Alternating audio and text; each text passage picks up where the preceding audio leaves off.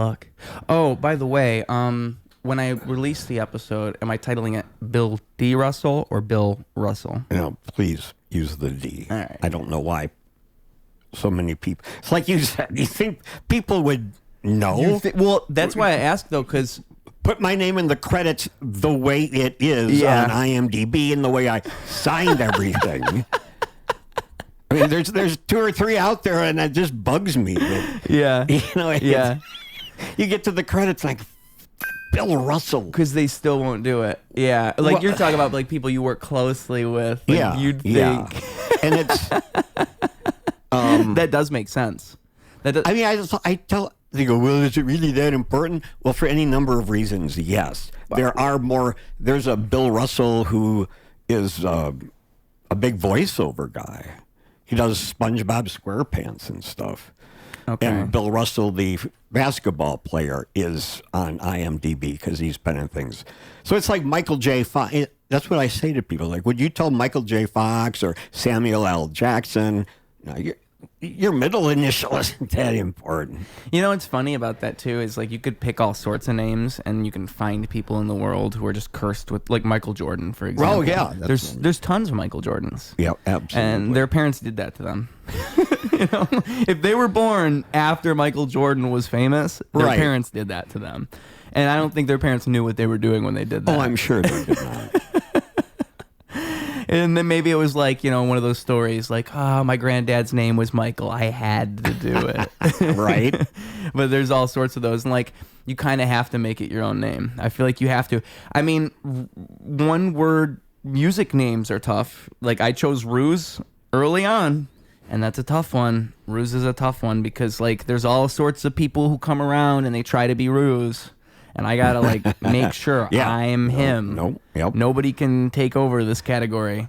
And I'm also thinking like at this point, like, because honestly, you look up the name Ruse on Spotify, there are different people named Ruse or whatever. None of them are consistently throughout the years releasing music, and that's what drives me nuts. Like, there's somebody else with my name, but they only have one album that came out one time, and they never did anything else. Right. Just like most artists, just like most of everything. Most people don't. This is true. They're not consistent. That's and so true. I feel like I am Ruse. That's me. I earned it. I'm him. But Absolutely. like, it's very difficult to become the one and only if you choose like a one-word name. You choose one of those simple names, or if you're cursed with the simple name of John Smith. One of these things, you got to like pave your way through life. It's not as easy. I think I have a unique government name, Wyatt Chipman. That's a good government name. Yeah. I'm lucky with that. I used to not like it. Now I've realized that's a unique name. There's more Wyatts now, but especially if I say the full name, which is Wyatt Lee Chipman. Right. I think that makes it sound cooler. And that's a name for what you said? It's my full name. Oh, I got you. Maybe I could use that as like if I ever become a folk artist, Wyatt Lee government Chipman. name was what you my said. Government name, like official real name. Yeah, I mean, like if you look at a piece of paper, you had a double identity or something. I like that. Maybe I should have went with that. If I would have known better, I would have went with that.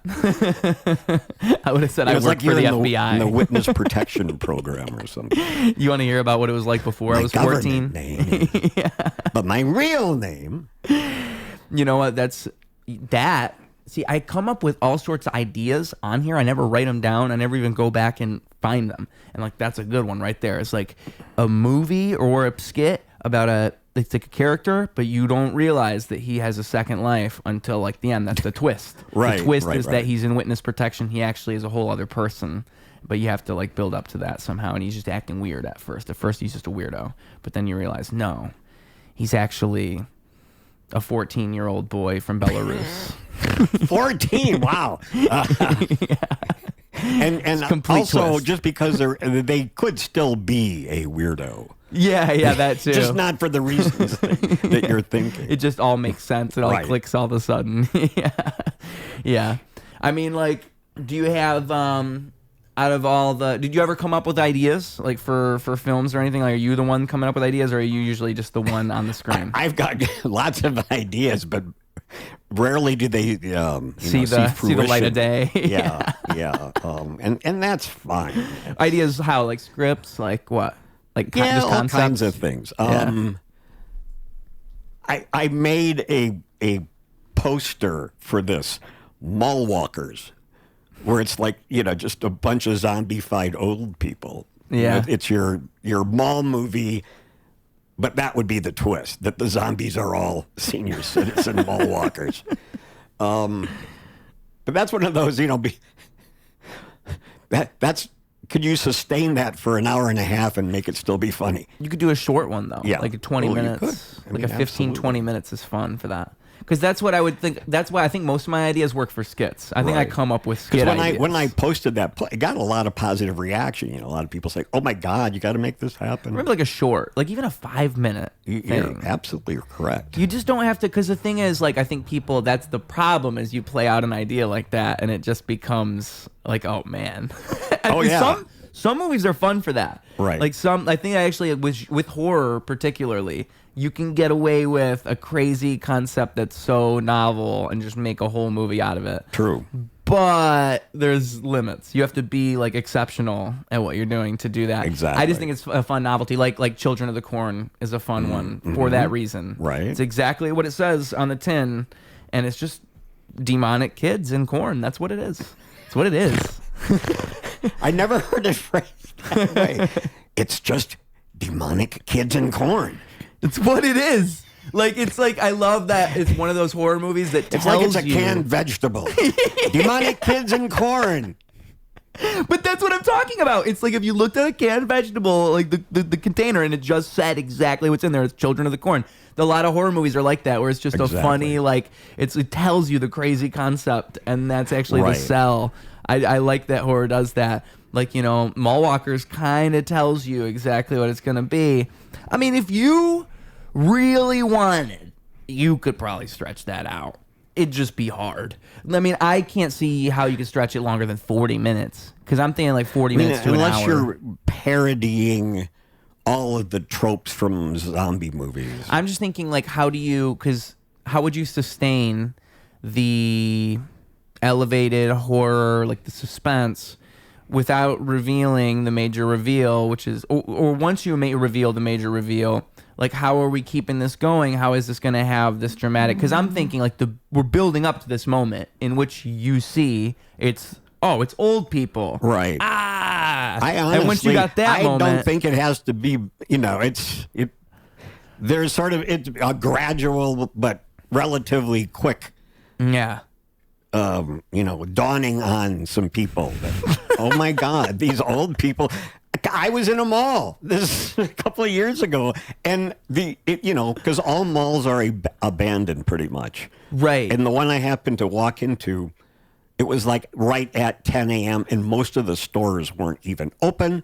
So it seems like this, abandoned building, except there's these old people. I get it. They're the only freaking ones. And I thought, oh my God, it's just like they're zombies. Yeah. And then I thought, oh, what if they were? So that's it then. You just do it as if it's a horror. You direct that situation as if it's a horror film. It's not going to be a surprise. Yeah, but like you could still like build it up as in like, it's the same situation. So, I'm just going into the mall. And then like, dun, dun, dun, dun, dun, dun, dun, dun, you open the door. All of a sudden it's like silent. You step through. Maybe like the smoke kind of going through. Right. Like, it's very atmospheric inside here all of a sudden. Right. Something's wrong. And like this is where it turns into a horror film. The moment you step inside the mall. Right. And then maybe you see one of them. Okay, I'm gonna write. Maybe you can even do like a Sam Raimi thing. You can direct it. I can see it. Oh, like now I'm seeing it in my mind's eye. Sam Raimi thing. Yeah. Because I'm seeing like all like now you just have to go, but like you have to the tropes. It's about the tropes. So I'm imagining immediately you're looking. Maybe it's like one of these old people is just kind of coming at you through the smoke. Maybe even they got their hands up for some reason. Maybe they're like doing like this type of thing to get because that old people could do that. To get blood circulation. Hey, I'll prove it right now. See. I'm just thinking like Mall Walker doing that. I could totally see that. And that's like zombie-like. Dude, I don't want any credit. I just want to feed you ideas for this. All right. Yeah. Because I think you're onto something. I'm glad you mentioned it, and I that triggered that because I hadn't thought about that idea for a long time. I think like because when you described it more to me of like because like I said, I was thinking of it as like building up to this crazy twist. I like more this idea of like, oh, it's just the situation that you went through like an everyday. I'm going to see if I can find the poster. Because it is what it's like when you go to a mall. You are basically going to a zombified, like it's a dead mall and there's zombies in there. That's what it is. It's kind of the same. You're kind of a genius for even seeing that. Like, it's a great concept. Let me hold it up to the camera over here so people can see mall walkers. There you guys go. You see that there? Got mall walkers right there. Boom. Hoping you're seeing it up close. There you go. It's excellent, sir. It's beautiful. Thank you. I mean, that's a great idea. I think you got good ideas inside of you. Because honestly, that's really good. Like I'm saying, like it's the metaphor of the mall being a zombie apocalypse, like an apocalyptic zombie environment. But the fact that it is just a modern mall because malls are abandoned. That's right. That's great. Because a mall feels like when you're watching a zombie movie and everything's like falling apart and that like nothing is taken care of because it's abandoned. It's really just a regular mall. Like a lot of malls are like that. The mall from where I'm from, Genesee Valley Mall in Flint, Michigan, is one of those malls that was a nice mall once. And now it's just, oh, dude, it's sad. I worked at that mall at one point. I worked at the Coney upstairs where the food court was. Right. And that was after the food court's prime. There used to be a Taco Bell in that food court. Oh, that food court used to be awesome. Dude. Well, malls are such a part of like 80s and 90s retro culture. It's sad it even has to be that way. And yeah, and to the point, I just recently read that that's like the next big boom in nostalgia is they're going to resurrect. I hope so. Well, they just need to, instead of it being retail, I think it needs to be activities primarily. Right, yeah. Gaming and... Yeah. Well, both. Because the problem... actually, you might be on something, too. You got great ideas. Yeah, I'm on something, but we won't go into it. You're on something. You're onto something. Because I think that the problem with the mall, the reason that they're failing is the fact that you can't compete with online. That's where they lose. That's why I'm saying... Yeah. You've got that structure that obviously attracts people. It's just like you could have your pickleball place, arcades. Arcades are always good. I've strip club, the mall out in Aurora. I don't know if it's still called Fox Valley Mall, Westbridge or whatever. At some point, they had like a big gaming, like an entire floor is just that's cool. Like blacklight bowling, or you could play pool. There's all. It's doing stuff instead of buying stuff. Yeah, there's some big mall in Michigan that I don't think I'm going to remember the name of. I want to say it's the Palace, Auburn Hills, but I think I'm wrong. And it's this mall, like they had like a little roller coaster thing in there. Like sometimes when I was in school, we would even go on like field trips to that mall. Great Lakes Crossing. No, that's the mall I just said. What is the name of that mall? Anyway, yeah, it's a big, nice mall. It's one of like the big malls that's still around, still kicking. They got a nice, really nice rainforest cafe in there. Got a big arcade in there. It's stuff like that. You're right. It's interactive stuff. Because even a rainforest cafe, you can't beat a rainforest cafe. You cannot. It's completely obnoxious, but that's the point. I've tried to beat it. You cannot. Imagine trying to do that at home. Right. Hey, I've prepared a home rainforest cafe for you, honey. And it's just, you got like vines DIY. hanging. Every 10 minutes, the lights turn off and you start flickering the lights,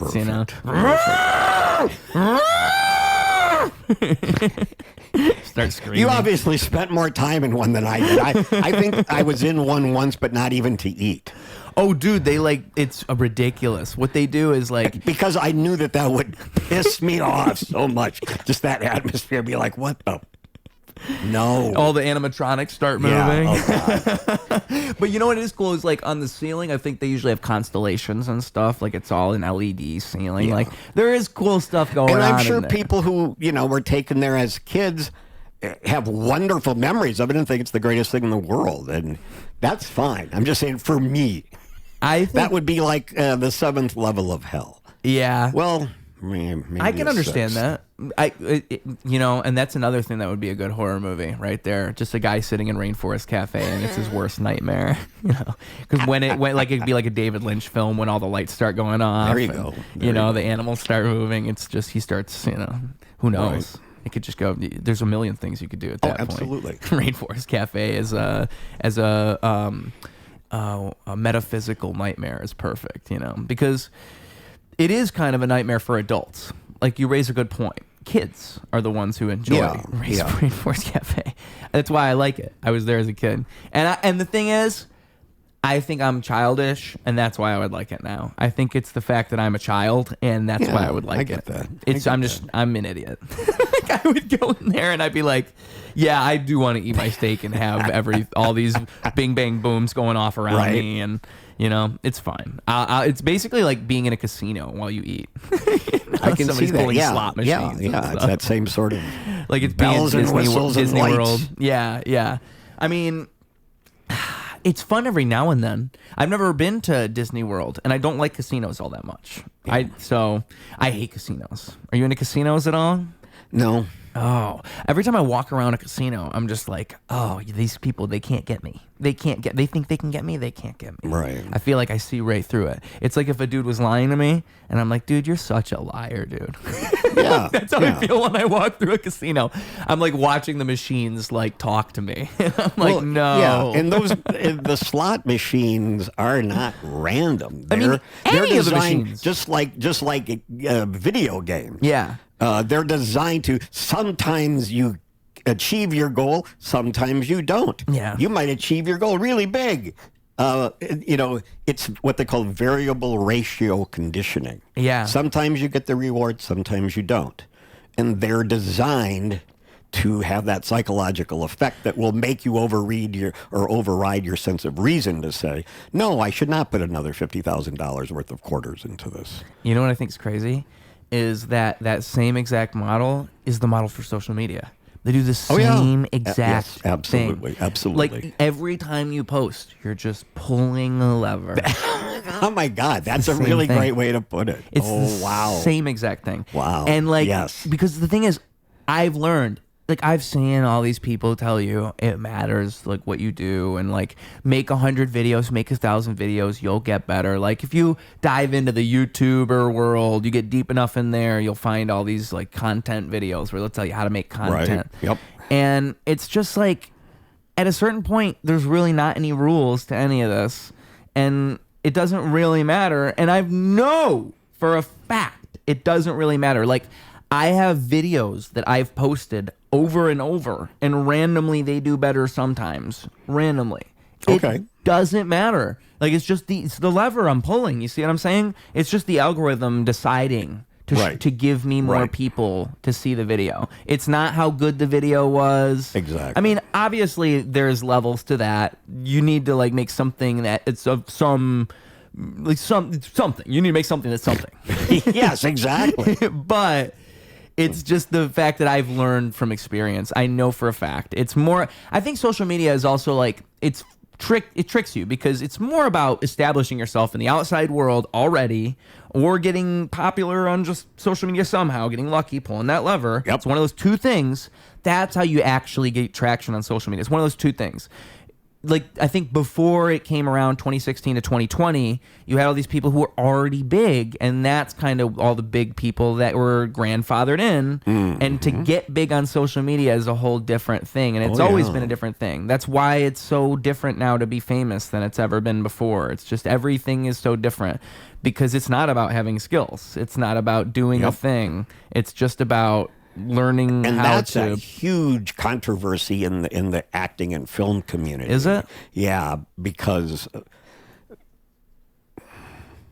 getting casting notices that are based that want to know how many followers you have, right? As you know, and a legitimate argument to that is, well, it should just be about acting. You know, it's not going to make the film any better. But from marketing, I totally get it. Yeah. And especially, well, if you're an actor like myself, I don't just do films, I also do commercials and things like that. If it's a commercial, I can really understand why the client would want you to have a big following. Yeah, because it's not art. I mean, it is art, but it's not. You know what I mean? Like, if you're making a piece of art, it's more about, like if you're a real artist, if you're thinking about it like an artist, in my mind. I'm talking about television commercials. Well, no, but that's what I mean. Like, that's the difference. There's no art. There's no art. There's no art. There's no art in that. Whereas, like, if you're an artist... That's not true. But I mean, like, if you're a filmmaker and you're an artist, you shouldn't even be thinking about follower counts. You should be thinking, exactly, who is serving the painting I'm trying to... Like, exactly. What do I see here, and who... That's what casting is. It's looking at all these different people, all these different, But it's becoming more and more common that, the people are asking that. The other thing, and again, this is because it's a marketing angle, is if you're trying to fund your film, you need followers. And you could cast as the star someone with a lot of followers, right? And then say, "Hey, I have so and so in my film." Exactly. And they have X amount of followers. 100,000, whatever the number is. Right. Yeah. And, it's crazy because I think what ends up happening is mediocrity will just become more and more, it'll just grow. Because people will accept this. Oh, yeah. Because the general audience doesn't know the difference. No. They don't. No. And they will just take, they like, an audience is smart, but they don't, it's a general audience. They don't have the voice that the small percentage has that makes the art. And then you have the people that fund the art, and these people are ruining the whole thing because they're capitalizing the whole thing. They're turning they're commodifying it. They're turning it into something that it's not supposed to be. I hate to be the person that says these things, because you look back at the 70s, the 80s, the 90s, movies were so much more pure. They're so much more pure, especially coming out of this, because 60s, they still kind of had this structure, but then the 70s kind of blows up into this whole different thing all of a sudden where I just saw Citizen Kane for the first time within the last year, and I think that movie was so ahead of its time because of this, because it understood how one person can have a singular vision that will make this gigantic film. That's not common in the 40s. No one was doing that in the 40s, whereas one guy who had this vision for a film and he just made this thing happen. And that's really unheard of. And then the 70s is kind of where it really starts happening for real. You know that the movie is based on William Randolph Hearst, yes? I don't know the full story. I mean, I remember reading about it. He was what you just described in media. His newspapers controlled everything. He had a huge, just the fact that he was so wealthy, and powerful. He had a big. So he really was. Citizen Kane is not much of an exaggeration of what William Randolph Hearst's life was like. I just think it's interesting because except his sled was called Peekaboo. Which doesn't sound as good. Yeah. That was just a stream of consciousness thought. I've seen people say that they would rather not have the shot of the sled at the end. Do you agree with that? Do you think that the shot of the sled at the end is like a stroke of brilliance, or you think it would be better off to be a mystery and you don't actually know? So you would just never know what Rosebud was? Yeah, I've heard people say that. I think this... I'll let you answer first. I think it's a good question. I mean, that... Because the movie makes you think that's what's going to happen. Up to that point, it makes you think, I guess it's a mystery. I guess we'll never know. Right. I guess it's just the journey. They literally give you that. Yeah. And then they do it anyway. I'd rather see the sled. Me too. But I actually didn't know. I didn't have it spoiled for me. I like to stay away from... Yeah, dude. So when I saw that, I was like, this is genius. Right, yeah. I had that moment. This is the best movie ever. I get it.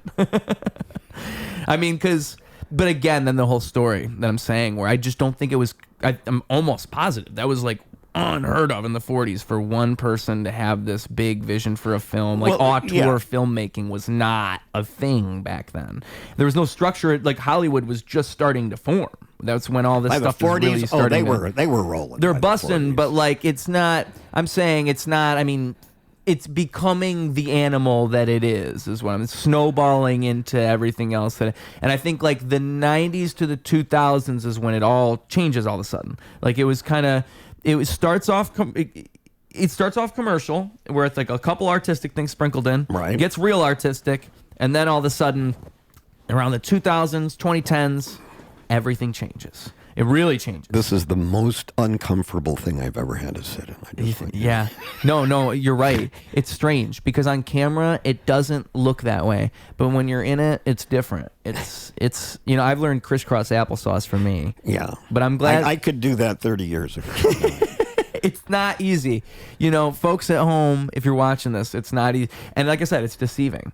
And if you're not watching this, just disregard what we're saying. Disregard it. We'll just imagine him in the most uncomfortable position possible. Exactly.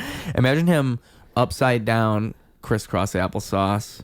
You could do that with your head hanging back, like you're trying to stop the hiccups. You know what I'm saying? Yeah. You ever try to stop your hiccups that way? Not that way. You never read that? No. It's like an Indian way to do it. So if you have the hiccups, you lay on the bed and you hang your head off the back. Oh, okay, yeah. Head backwards or head upside down. You don't have to like hang from a chin-up bar or something. Yeah, you got to go crisscross applesauce. What do they call it? The inversion pole. You need to make sure you're planking while you do it. There you go. Yeah, exactly. Well, there's a reference I haven't heard in a while. Planking. Yeah, I mean, there's nothing wrong with a good plank. No, nothing. I don't think I've ever seen someone plank in real life. Not even when it was big. I never saw someone plank in real life. That's the saddest thing I think I've ever heard. You saw someone plank? Well, yeah. I mean, there's always some crazy idiot who's gonna, if you just kind of give them the suggestion. See, I wish it was big again just so I could see it. I'd love to just go downstairs on the subway and just see five guys face down. Or just after the bar lets out is another good time to plank time. Get people to plank. Yeah. Absolutely. Yeah, because they blend right in.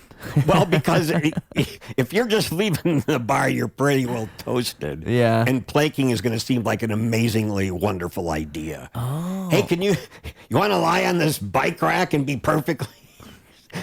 Yeah, man, that's great. I'll do that. They'll probably do it better than they could normally. Oh, I'm sure. Yeah.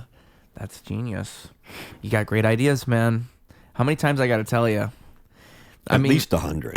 and I am keeping track. I think I'm at 7. All right. I haven't been keeping track, so you're going to have to tell me. I mean, when did you first start acting? When's the beginning of your acting life? Hang on, I'm going to show you.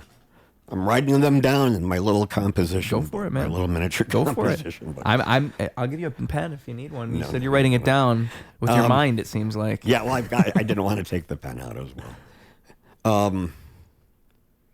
I mean, I had done some acting in high school, but it wasn't anything that I aspired to be for any number of reasons. Just, I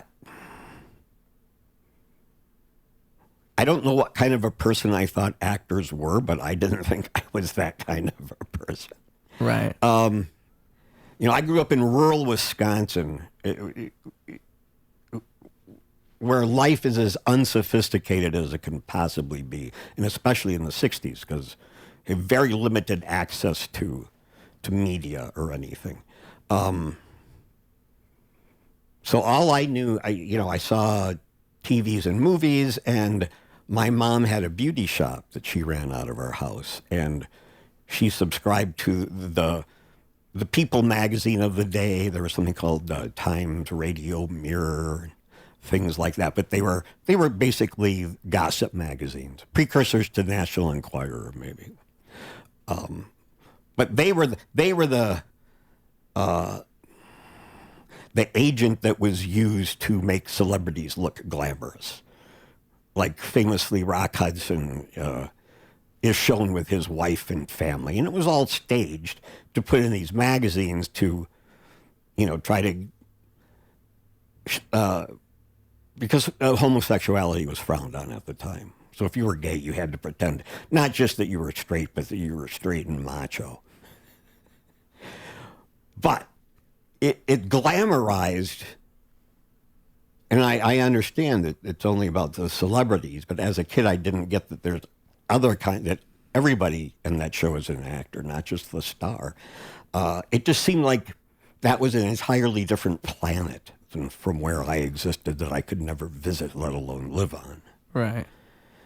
So I was, after dropping out of Bible college, I moved to Chicago and I started taking classes at Columbia College in filmmaking. And a coworker of mine kept telling me to go check out the Second City Training Center. He says, you know, you've got a quick wit, you should check this out. And at some point I thought, well, I see a lot of people making successful movies, this was the early 80s, who came out of Second City. Maybe that's not a bad place to at least be involved with so that I could network. I'm still thinking as I want to be a filmmaker. But when is this? the early 80s. Okay. I mean, that'd be a great time to go to Second City, too. Oh, yeah. That's the time. Well, I ended up working with Del Close. Oh, dude. Are you familiar? I mean, that's the book that I read about. He's the guy who made improv what it is. He's the guy. I mean, dude, it's crazy. I mean, when it comes to... There's people now who disrespect Del Close, even, in the improv world. And they'll say, like... Because the reason I got introduced to improv is the book that you'll see if you go to, I think it's I.O. Theater. And they have it in a vending machine. So, the Truth and Comedy? Truth and Comedy. One? Yeah. Okay. So, but I mean, the book is... What I loved about it is it just kind of lays it out in the simplest terms. I mean, it's from the source. It's the source itself telling you. Because it's him and Del Close and Charna Halpern, right? Kim Howard Johnson, who was one of my cast. I was at a troupe called Barron's Barracudas. Awesome. Which was Del's first official house team with the Improv Olympics. Oh, the first one? Yeah. Oh, dude, that's so cool. If you know, Dave Pasquazi was one of the Barracudas. Joel Murray. Wow. Because, I mean, okay, so for people who don't know, the Improv Olympic, he made that, too. He invented that, yeah? Well, no. Charna Halpern had been involved with an organization calling itself Improv Olympics that kind of disintegrated. This is yet another controversy in the theater world, is how Charna got to do Improv Olympics. So she started at the beginning. Improv Olympics was like 3 people teams made up of people that were in the same profession. David Shepard was the guy who came up with the idea of something called Improv Olympics, which is having these little improv things, do quick improv, fast improv, and for laughs, and make it a competition. That was the gimmick, that the audience would vote on who did it best. And I know David Shepard, who was an early one of the very first Second City people, was, according to a biography that I read on him, his ideal was to organize just regular working people to teach them improv techniques so that they could create their own theater. Like he'd go into a factory, teach the factory workers improv, and they could make their own theater. What he didn't factor in was that most factory workers had no desire whatsoever to be creating theater. Yeah. So yeah, I don't remember exactly what happened, but Charna had been part of that.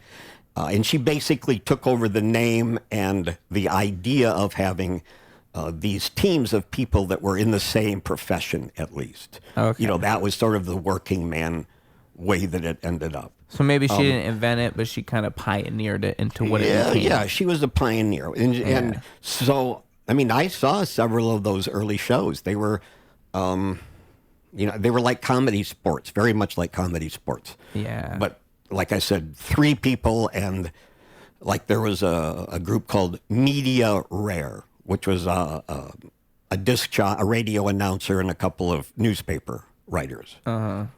They had a team that was 3 policemen. They had one that was 3 clergymen. And this is like there's no Herald at this point, No. right? No, no, no. So when does that become a thing? Well, and this is no secret. Del had developed a very severe drinking problem at Second City.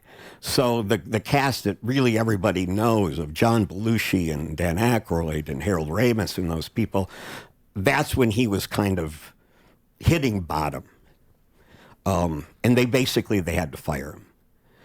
And Sharna thought, oh, this is my chance to, get this guy to come and teach for me. And she told him, I've got a job for you. I'll find you a place to live. You got to stop drinking. And he went to, I think he went to Betty Ford. He did aversion therapy. Because he used to talk about how he'd be handed a candy, not knowing it was a liqueur, and bite into it, and that little bit of alcohol would make him sick. So he had this idea for long-form improvisation for a while. I think he had done some with the committee in San Francisco. So, he told Sharni, he said, well, I'll come and teach for you, but I want to do the long form. And she's like, okay. And that's when he comes back. Yeah. So, Del and, if I'm not mistaken, Larry Gelman, who was another Second City person, came up with the original idea of, instead of using improv to write skits, would it be possible to improvise a 45-minute one-act play? Not necessarily to be funny. Yeah. Right. And that was the impetus for... That's what I think is genius. Herald. I think it's so genius because I remember reading the book, and that's with the book, The Truth in Comedy is the whole idea. And it's basically telling you, and I think this is really smart. I think comedians, it's advice for comedians that, comedians who don't understand improv, they don't learn improv, they would learn from it in the sense that, I think the things that are the most funny, it's the truthful thing. It's the truth in comedy. It's the thing when you're not trying to be funny. Exactly. And that's what improv teaches you so well. And that's about life, though. It's all of life. And that's what the book is telling you. And that's what all these testimonials are telling you is Absolutely. You take this framework of improv and you apply it to life. You yes and things. And you treat things that way, and you build things with everybody all the time. You're always building something. You take that framework, that mentality, and then you put that to it. And you don't make it about you. You try to build the scene, and you build the bigger thing that's outside of you. And you just imagine the world that way. And I think that, it's just that mentality and thinking that way and thinking broadly in such a broad way. True. It's very, very, very wise. And I think also, again, not feeding into playing to an audience or playing to what you think people want to see or what's funny or what's entertaining. Right. Doing the truthful thing. Right. That's the thing people really want, is the truthful thing. Absolutely. Deep down, we all want real. We all want the truth. And I think that's just why that works. And it's genius. And I think the fact that coming up with this way to do it where it's not funny, the intent is not to be funny, is so genius because it forces people into that mindset of just making art. You're just being art. And I think it's pure creativity. I think it's actual pure creativity. That's the closest you're going to get to actual pure creativity in its rawest form is a bunch of people trying to do that together. Right. Yeah. Right. Because you can do that by yourself all you want. I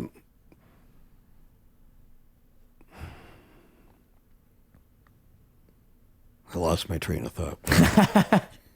It's a manage I ever hold on to mine. It's a miracle I ever hold on to mine. My brain just needed a moment. The thing with long form improv, the whole, a lot of people had a hard time understanding the don't try to be funny. If you're a naturally funny person, that's fine. Be a naturally funny person without pushing it. Yeah. But what makes long form entertaining is the fact that you all know it's being made up on the fly. You all know it's being improvised.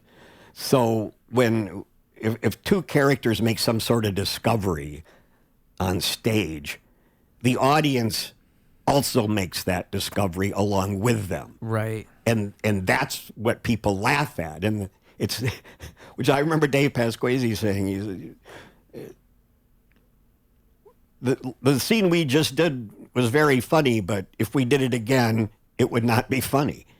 Right. Because it wasn't in the moment. There's this thing that I do, and I think it's like, it's my stroke of genius. I just need to find more places that'll let me get away with it. And so I first started going to comedy open mics, and I would just rap. I would just do my music. Oh, I would just do my music authentically the way it is. And at first I started doing like all arts mics. What I learned is I can just get away with this anywhere. Like I really can. But I started with the ones that at least allowed music. Right. And but even those, like, what if it's a comedy mic that's all arts? Usually it's mostly just comedians, and they're actually surprised a musician showed up. So that was kind of what it was. And you got to fully commit. That's what makes it work. And so I was doing that for a minute, and then there was a mic called Power Hour, and at this mic they have a band, and comedians can freestyle. And they encourage it. They tell the comedians, if you freestyle, you'll get an extra minute. Like if they do like some type of musical freestyle. So now I'm thinking, okay, how am I going to go to this mic and freestyle? Because that's actually risky. Now it's not me just doing my written material. Now I have to hope that I can represent myself well. I want to appear to these people that I am the man, because that's the point. I'm proving I'm the man. And so how am I going to do that with this weird scenario that's different than what I'm used to? And so what I figured out was I have to freestyle the stuff the comedians say throughout the night. So if I'm at like 15th, 20th on the list, because I can't be too early, I'm just going to write down the highlights of everything they say. And then by the time I go up, I tell the band, keep it going, and I just start freestyling. But I have to, it's all a rhyme. So it's like if somebody said like, a joke about they had big shoes, and then they say they fell off the toilet and their wiener smacked the ground. Okay. So, check it out. When I spit, I think I got issues. When I walk around, I swear I got big shoes. I think I got a big dick. I swear that this true. I fell off the toilet. I got water on this glue. This glue stick I got, and I just keep going. Yeah. But that's so poetic. Thank you. Yeah. And let's say it's been 60 minutes since the person made all those jokes. Right. The audience will still understand. Oh yeah. And the point of what I'm making, the point I'm making is, it's that discovery. It's the fact. It's what I'm saying doesn't have to be poetic. It can be so stupid. Right. It's the fact that they're in on the joke. Absolutely. They get exactly what's going on, and it's actually rewarding them for understanding and paying attention to everything else. It's encouraging them to pay more attention. What we call callbacks. But the thing is, like, it's a callback that forces them to think. Yeah. Like it makes them. Oh wait, why is he doing that? Oh, like they have to actively think about it. Of course, they've forgotten about it. And they thought they forgot. Until you say it, and then it takes like just a split second, and that's what makes it really funny. That's what I love about it. They don't get it right away. That's what I love so much, because the thing is, okay, so I did this at that place. It went crazy, and then the girl who is the producer there, she ends up doing roast battles. So I did this at Roast Battle, and that's like a show at Zany's. They have it's online, so Roast Battle. I do. And so I go out on there. I do the same thing, except like the first half, I just go through and one by one roast each person on the lineup. I just say, you're ugly, you're fat, you're black, whatever I'm saying. Right. And then I get to the second half where I do the magic trick. Like it's like a 2-trick thing. I do the rap, and then I start just freestyling stuff. So now, because I think what I love about that is the audience thinks it's over. They think, okay, he did the thing. And then, wait a minute, he couldn't be saying that unless... Oh, wait a minute, and also the fact that they remember everything. Like if you are smart enough as the person, like if you can think about, okay, what's getting a laugh, what's at the top of the mind of this audience, what's in their consciousness. Right. If you can pick that stuff out, which I think like improv will teach you how to do that. Absolutely. Then you can go up there and you'll know how to push all those buttons. And it's crazy, dude, because every single, even the ones that I would think that's kind of a little more forgettable, they remember everything. Oh yeah. And I think it reminds me, like, audiences are really smart. They're as smart as you treat them. If you treat them like they're not smart, they will behave as if they're not smart. But audiences are very smart. Oh yeah. You just have to do smart things. That was one of Dell's mottos, was play to the top of your intelligence. Yeah. Yeah. It's not funny to pretend to be dumb. Unless you do it in a smart way. Yeah, well, exactly. Like that was like Norm Macdonald's whole career. Yes, and that's like you just said, if that's how you're doing it. But I mean, you have to be a genius to pretend to be dumb. Yes, and not have it just be like you're... Because I think you reveal that you're actually dumb if you're not smart enough. Exactly. You have to be smart enough to know what dumb looks like. Right. Which is not easy if you're not smart. Exactly. Your version of dumb will look a little bit different than an intelligent person's version. I mean, like, I just think, and also I think improv is so rewarding. I think that's what's so cool about it. And also and that's what I love about what I just described to you, is I think it's a perfect crowd work, natural improv exercise that rewards the audience. And I think that's what you always should seek to do as a performer. You want to make people feel like, and again, what I just described to you, I like how you said you couldn't take it and repeat it. Because you couldn't. You literally, you couldn't even take a video of what I just told you about and show it to somebody. It wouldn't make sense. Just like you couldn't take a clip of improv and show it to somebody. You'd have to be there. You literally had to sit there in that room and be with all these people. It's the only way you actually get how good this moment is. Right, exactly. And that's the shit I live for, is like creating stuff like that, because I think that's what makes people realize, it like elevates the moment, and it makes them realize, this is what life is about, is these things, like creating something, a moment for people, and that's it. We're all just creating moments all the time. That's all we're really doing. But it's like that's the place you can do it is. And I think like with music, you have to figure out ways to do that. If you're acting, you figure out ways to do that. Right. Like, how am I making a moment people will remember? Right. Yeah. You're familiar with Andrei Tarkovsky at all? Not really. I mean, I recognize the name, but he's my favorite director of all time. And he wrote a book like about his philosophy on film, and it's called Sculpting in Time. And I've been thinking like that's because I was listening to him talk about it. It's like you're, every time you film and every cut you make, it's like you're sculpting in time, and it's the only art form where you have control of the flow of time. Like you actually in every cut and every decision you make, you're actually holding time in the palm of your hands. Like you can elevate time, right? Like that's what suspense is. You're taking time and you're like making time tight. You're making it feel tense. Right. And we all know what that is. And you're watching a movie and it's like, oh, I don't like this, Yeah. So I think that's just like crazy. I think it's again, making moments. It's creating something real that you can feel. Oh yeah, absolutely. Because that's what we all want to do. Do you have a favorite like film that you've been involved in? You look at that, you're like, oh, I made something like real right there. Not that I've been in. No, not one. No, that's not entirely true. Vic Effects would be one that I've done that just started streaming recently. It's about, I play a movie director, kind of John Carpenter, Wes Craven type guy, who's well known for his really creepy sound effects. And I hired this young woman to replace my former sound effects guy who passed away. And as she's working on the horror movies, the horror begins to invade her real life. Yeah. So, yeah, that one's got good moments of suspense in it. Yeah. Like I honestly, well, I know Hitchcock is the one that people always, think of as the master of suspense, and he certainly was. But a more recent film that I thought I was just blown away was In a Violent Nature. Oh, I didn't see it. Yeah. What's that about? Or when did it come out? Was it recent? I want to say maybe 23 or 24. It's fairly recent. Yeah.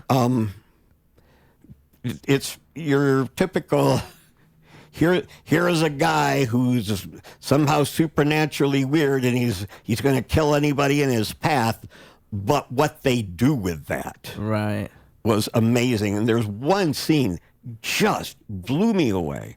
You've seen this guy kill a few people. There's one scene where he stalked someone to the edge of a cliff, and he ends up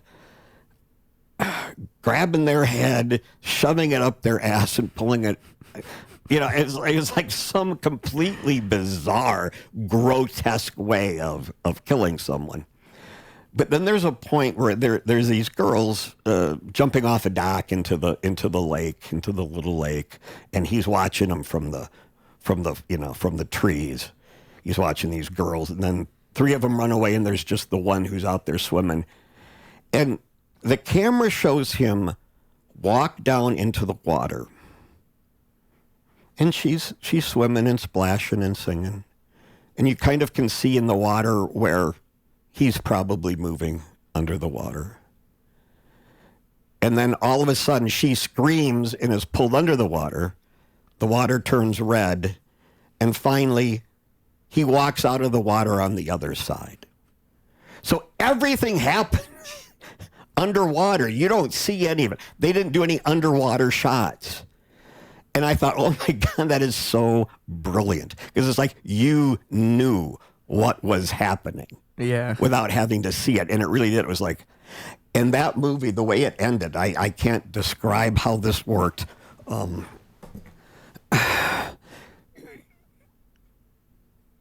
You're not sure if this girl has really gotten away or if the thing is going to get her. And they let that moment just sit there for the longest time. And I'm like, come on, come on. I've never had a movie that ended that affected me that way, that I was like, gee, wrap it up, will you?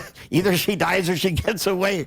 It created such anxiety in me. And that normally doesn't happen to me with the movie. So, now that I talk, I want to go back and watch that again now. I feel like I'm a little bit of a baby when it comes to that stuff. Like movies, if it's well done, if they like build suspense, you can get me going pretty good. You can get me going pretty good. I can even cry every now and then. You ever cry? Movies make you cry? Yeah. Yeah. Of course. Yeah, because I mean, cartoons can make me cry.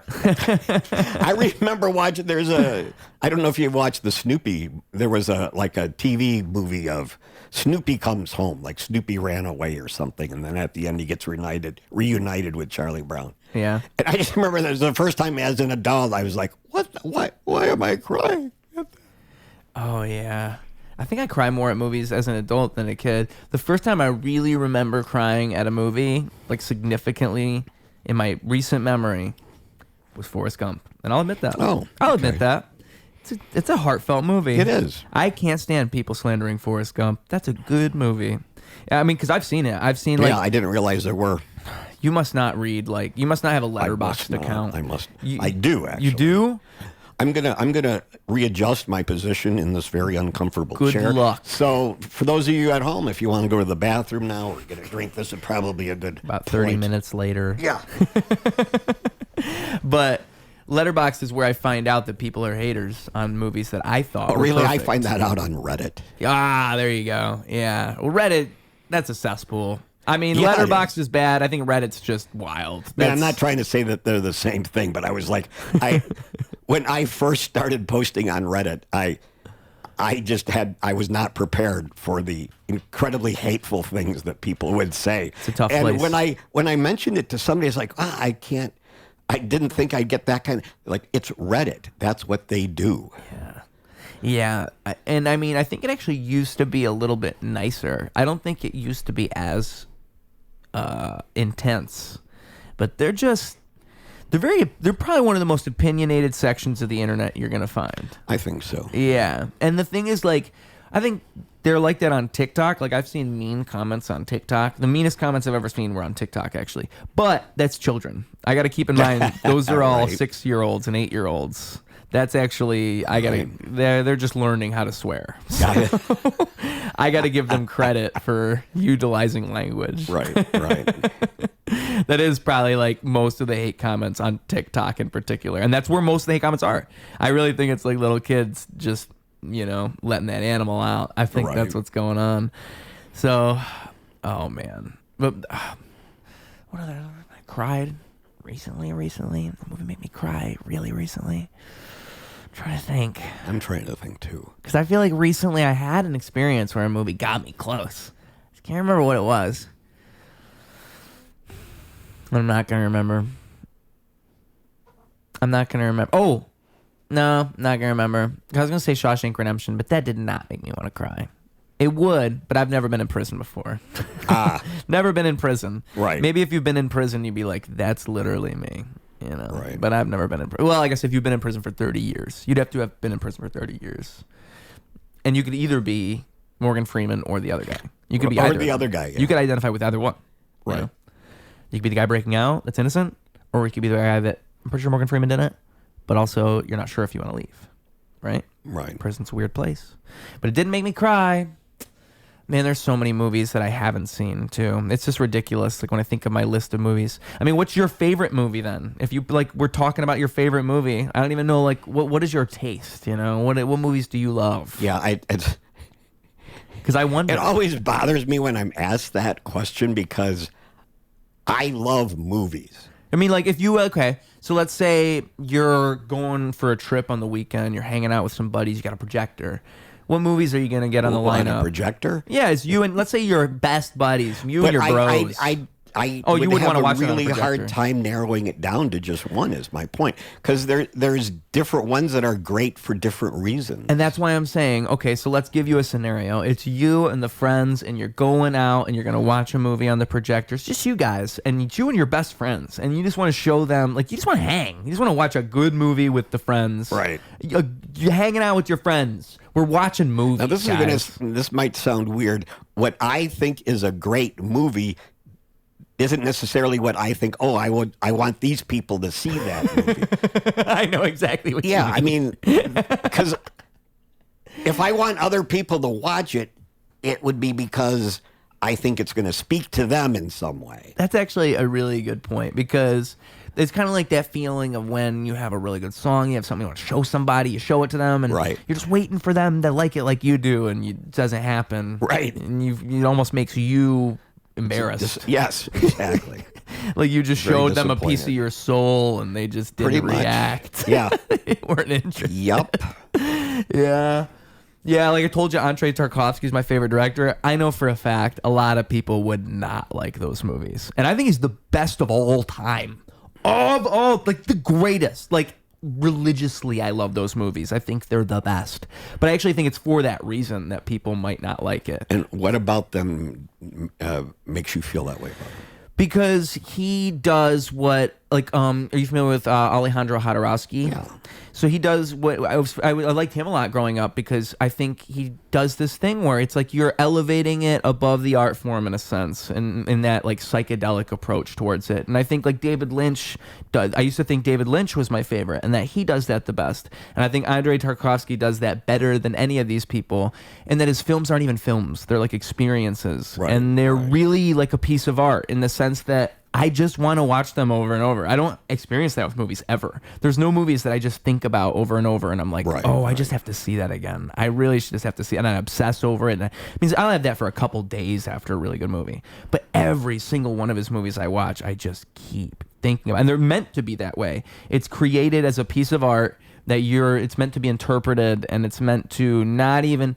It's meant to inspire you, and like Andrei Tarkovsky himself has said, like his main goal with his films is to just inspire other people to look within themselves and find love within themselves. And I think that's love and creativity are the same thing. And I think Right. like that's what you should seek to do with art, is just to make other people more artful and creative and artistic. And that artful approach, that not giving them the answers, that making it an Yeah. art piece to interpret. Like he's the one that does it the best of all the people I've seen do it. Okay. It just feels like something more than film, and I think it's what you always want to do. This should be bigger than it should seek to go inward, and you should make people want to go inward in a way. And it should be Right. bigger than we're just watching this thing. It doesn't have to be that, but I think that's the stuff that elevates the whole art form into something else. Right, you know, right. but. That's my favorite. That's not to say I don't like everything else. You know what I'm saying? Right. I can enjoy garbage. I love garbage. So, Exactly. with all that being said, I also love garbage. I'm pretty easy to please, actually. I just hate bad writing and bad directing. I hate bad art. I hate when something's made badly and I can just feel it seeping through. Right. I like stuff that's just... I like everything. I mean, I told you, Children of the Corn. I'd probably even like the sequels. I'd probably even like the sequels. And that says a lot about me. Yeah, one of my all-time favorite movies is National Lampoon's Animal House.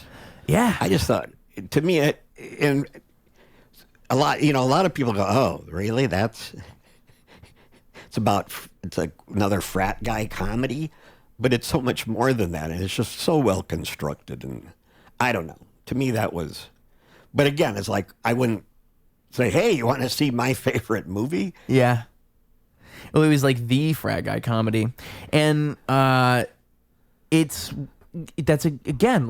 kind of why it's such a good point that you even said that in the first place, because I can think of a million movies that I love that I just can't. I wouldn't know who to show. I'd have to pick somebody to show it to. Yeah, exactly. Because I wouldn't want to. It's almost like you ruin it for yourself a little bit when you waste it on the wrong person. I would agree with that. You know, they didn't get it. Oh, damn it! Now it's. I've scratched it. Yeah. I mean, like, but that would be. I'm trying to think, like, if there was a movie that I was just trying to show somebody, I think it's just a good movie. I don't know. Maybe Taxi Driver? I think Taxi Driver would work on most people. Because I think Taxi Driver is really artful film that I would even put... It's kicking me. Is he having like a nightmare or something? I think it's like in the top... I would say top 5, top 10. I used to think it was in my top 5, like my favorite movies of all time. And I still probably put it top 10 because that movie's so good. I need to rewatch it sometime. It's so good. I mean, that's what put Scorsese on the map, really. And and I think like that movie does something so well where it humanizes this inner turmoil that can happen in any of us, and you can feel that. And again, like, it's an experience. As a viewer, you're experiencing what the character is going through, and you kind of go insane with him throughout the movie. Right. And like Scorsese has always done that really well. He'll like portray insanity and mental illness. In this way where you, as the viewer, are sympathetic towards the crazy person. Right. He tricks you into doing it over and over.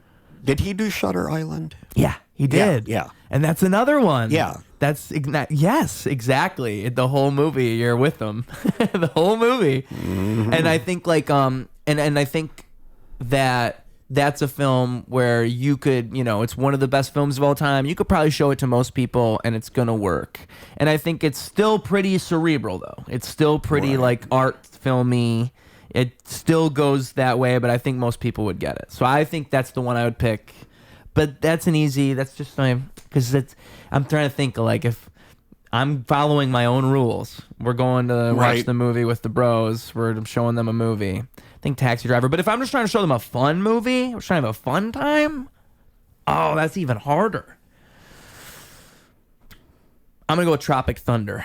Oh, good choice. Me and the friends, I'm going with Tropic Thunder. If you just showed me the end credits with Tom Cruise dancing, and I am not a Tom Cruise fan, but I will watch that on an endless loop and try to mimic it. And I don't do that very well, but I've tried. I just think it's the most brilliant frickin'.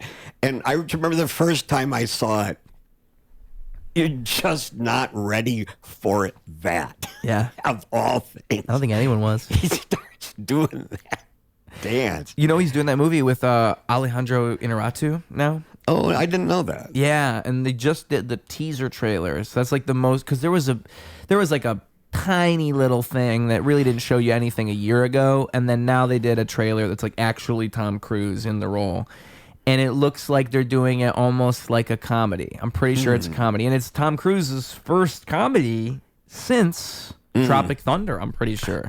Which is crazy. When you really think about it, that's crazy. Because he probably has so much comedic potential just going off of Tropic Thunder alone. Oh, yeah. Like, I don't think anybody expected that from him. No. And it's a shame. In the same way that it's a shame he doesn't play more villains, right? Like, I think he could play excellent villains. Collateral. Have you ever seen that movie? I was just trying to think of the name of. Dude. That would be a movie, I'd say, if you want a building suspense cinematically. And again, Michael Mann. Not being exactly. Not being a big Tom Cruise fan, but he was so perfect in that role. And Michael Mann is. It's just a movie that feels so like, it makes Tom Cruise's character, he feels real. He feels like a real person. Oh, yeah. Really doing those things, because that's how Michael Mann directs. It all just feels real. And I think that, like, Tom Cruise, he doesn't, I mean, people say what they will about Tom Cruise. He is an incredible actor. He is, absolutely. Oh, my God. He's so good. And you know what it is that he has that improv mentality of, like, respecting the art. He just wants to Right. make good movies. That's legitimately all he wants. He just wants to make movies that people actually want to see in a movie theater. Right, And that's yeah. like all he cares about. That's to the point where like he'll dedicate his entire life to that and like do all these Mission Impossible movies and do all these stunts and break his ankle and hurt himself because he's convinced that it's for the art, you know? And, yeah. And I actually agree with him. I think he's right. I think it all means something because what other actor can you think of that would do their own stunts and hurt themselves and put themselves in harm's way? Like it says a lot about what he thinks about film, you know? Right. And he's I mean, also the movie that really sold me on him was Magnolia.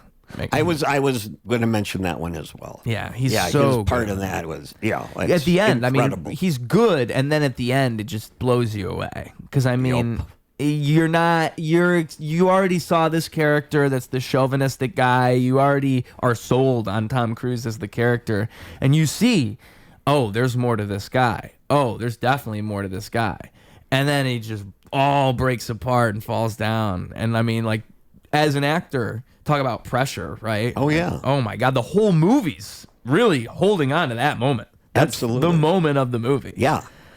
That's one of my favorite movies of all time, too. Magnolia. That's what sold me on... Actually, no. The first Paul Thomas Anderson movie I saw was The Master. That was the first one. Blew me away. And then I think I saw Magnolia. Yeah, I after just that. rewatched The Master recently. I recently wrapped filming on a project with Chris Shern, who was the writer-director of Vic Effects, the one I mentioned earlier. Yeah. And his films, he uses a lot of like influences, like almost like he's paying homage to whomever in this. You know, he'll use different camera angle that is evocative of Hitchcock, for example. Right. Or there's a scene. There's one scene that is almost an exact replica from another movie about movie sound effects, Barbarian Sound Studio, which no one's ever heard of. It's an obscure British, I don't even know if it's British, like Danish or something, I think. I don't remember. But when the one we just wrapped filming on is called Hug These Bones. I play a character who... I nearly die from an OD at the beginning of the movie, and somehow I end up in cuddle therapy. I'm trying to kick my addictions, but also reconcile with my estranged adult children. Of course. So what else would you do but go to cuddle therapy for that kind of thing? And unfortunately, at some point, you find out the cuddle therapist is possessed by an ancient demonic presence. So who will steal your soul while they are cuddling you?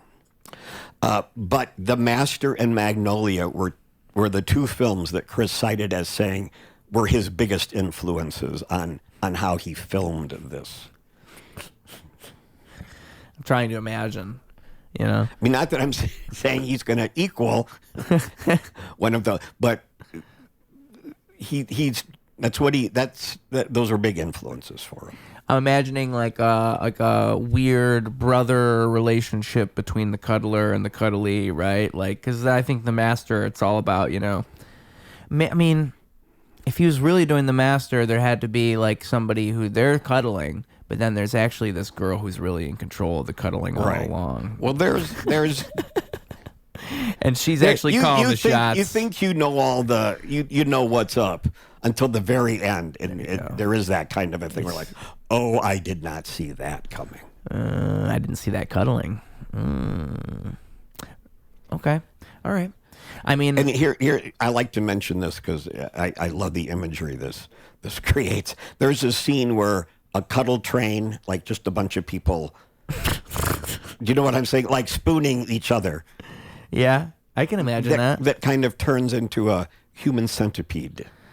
Turns into like just because it's all. Do you know the human cuddling. Centipede? Oh, of course. Yeah. So, but you're saying their bodies basically meld together, their flesh as they cuddle. There was a movie called Together recently. I don't know if you saw that. I didn't see it, but Dave Franco and somebody else. Where they're like they kiss and their lips become attached. Yeah. Yeah. And there's one great scene where they have intercourse in a bathroom stall, and their genitalia becomes attached, and they have to pull it apart. So yeah, but nothing that extreme and hug these bones, but that's sort of the flesh melding together. Together was a weird freaking film. I didn't see it. I was surprised it wasn't more successful than it was, just because it was so bizarre. And they had a great marketing campaign. I was like, holy, they were the ones that first started doing actual vertical, advertising. You know what I'm talking about? Yeah, I think so. Instead of showing a coming attraction that is, in a horizontal or landscape mode that you would look on your phone, you would see it more like your phone should look. Yeah. Which is becoming a very popular movie style now. I think the first movie I saw do that was one of the Spider-Man movies. I have to say it was one of the Spider-Man movies. Because I remember forever ago, because, I've edited videos. And so I remember seeing it and thinking, like, oh, they must have had to, like... Because it's just kind of a weird thing to even do, to take a film and then cut into... And you know what's crazy about that?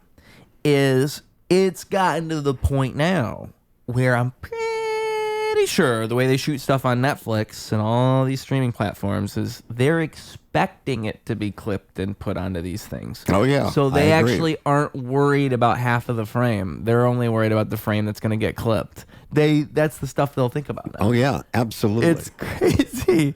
Like, it's crazy how everything is kind of reversed, and like the way you consume things has become the way that things are made. It's kind of like it's reversed itself, and I think that like, and it makes me wonder, like even with like things coming back around, if the mall comes back, like, can you reverse it? Is the old ways of filmmaking going to come back, where you do lose all this structure and you lose all of these incentives, or like does indie win at the end of the day? Does indie kind of rise? Right. Who knows? Or does indie have to stay indie forever? And that's what's great about it. That's the question. Right. Because I think like the heart and the soul of films is always going to be the smaller filmmakers, the indie filmmakers. Well, people who are just doing it as those movies that don't get the love. Labor of love. Yeah, the movies that you're like, why does this movie not get more attention? That's where it ends up. Yeah, exactly. And then and I think like it's rare that you see movies break out of that. Together, I didn't watch that, but I think I didn't watch it just because I think part of me just thought, I think it's because it's a streaming service. I think my brain goes, it's a streaming service movie. That can't be good. That's what I think. And I maybe would have given it a chance if it was in theaters. That, yeah. If it was in theaters, I probably would have thought, okay, that looks interesting. Well, I'll see something on Tubi and think that looks interesting until I see a Tubi original, and I go, To me, it's like saying, I'm in this movie. Oh, it's a Hallmark movie. Well, those are really. Yeah. It's like saying I act on a TV show. It's Days of Our Lives. Yeah. Like, okay, well, it's a credit. Right. You can put it on a resume, technically. It's like, I would take, let me say, I'll caveat that with, I would take the role. If they ever offer me a role on Days of Our Lives, I'm going to do it tomorrow. I'll fly there. I'll be there tomorrow. They're not bad actors necessarily on the soap operas. Yeah. Actually, that's true. That's a lot of people. Best. That's where a lot of people get their start. Which is crazy.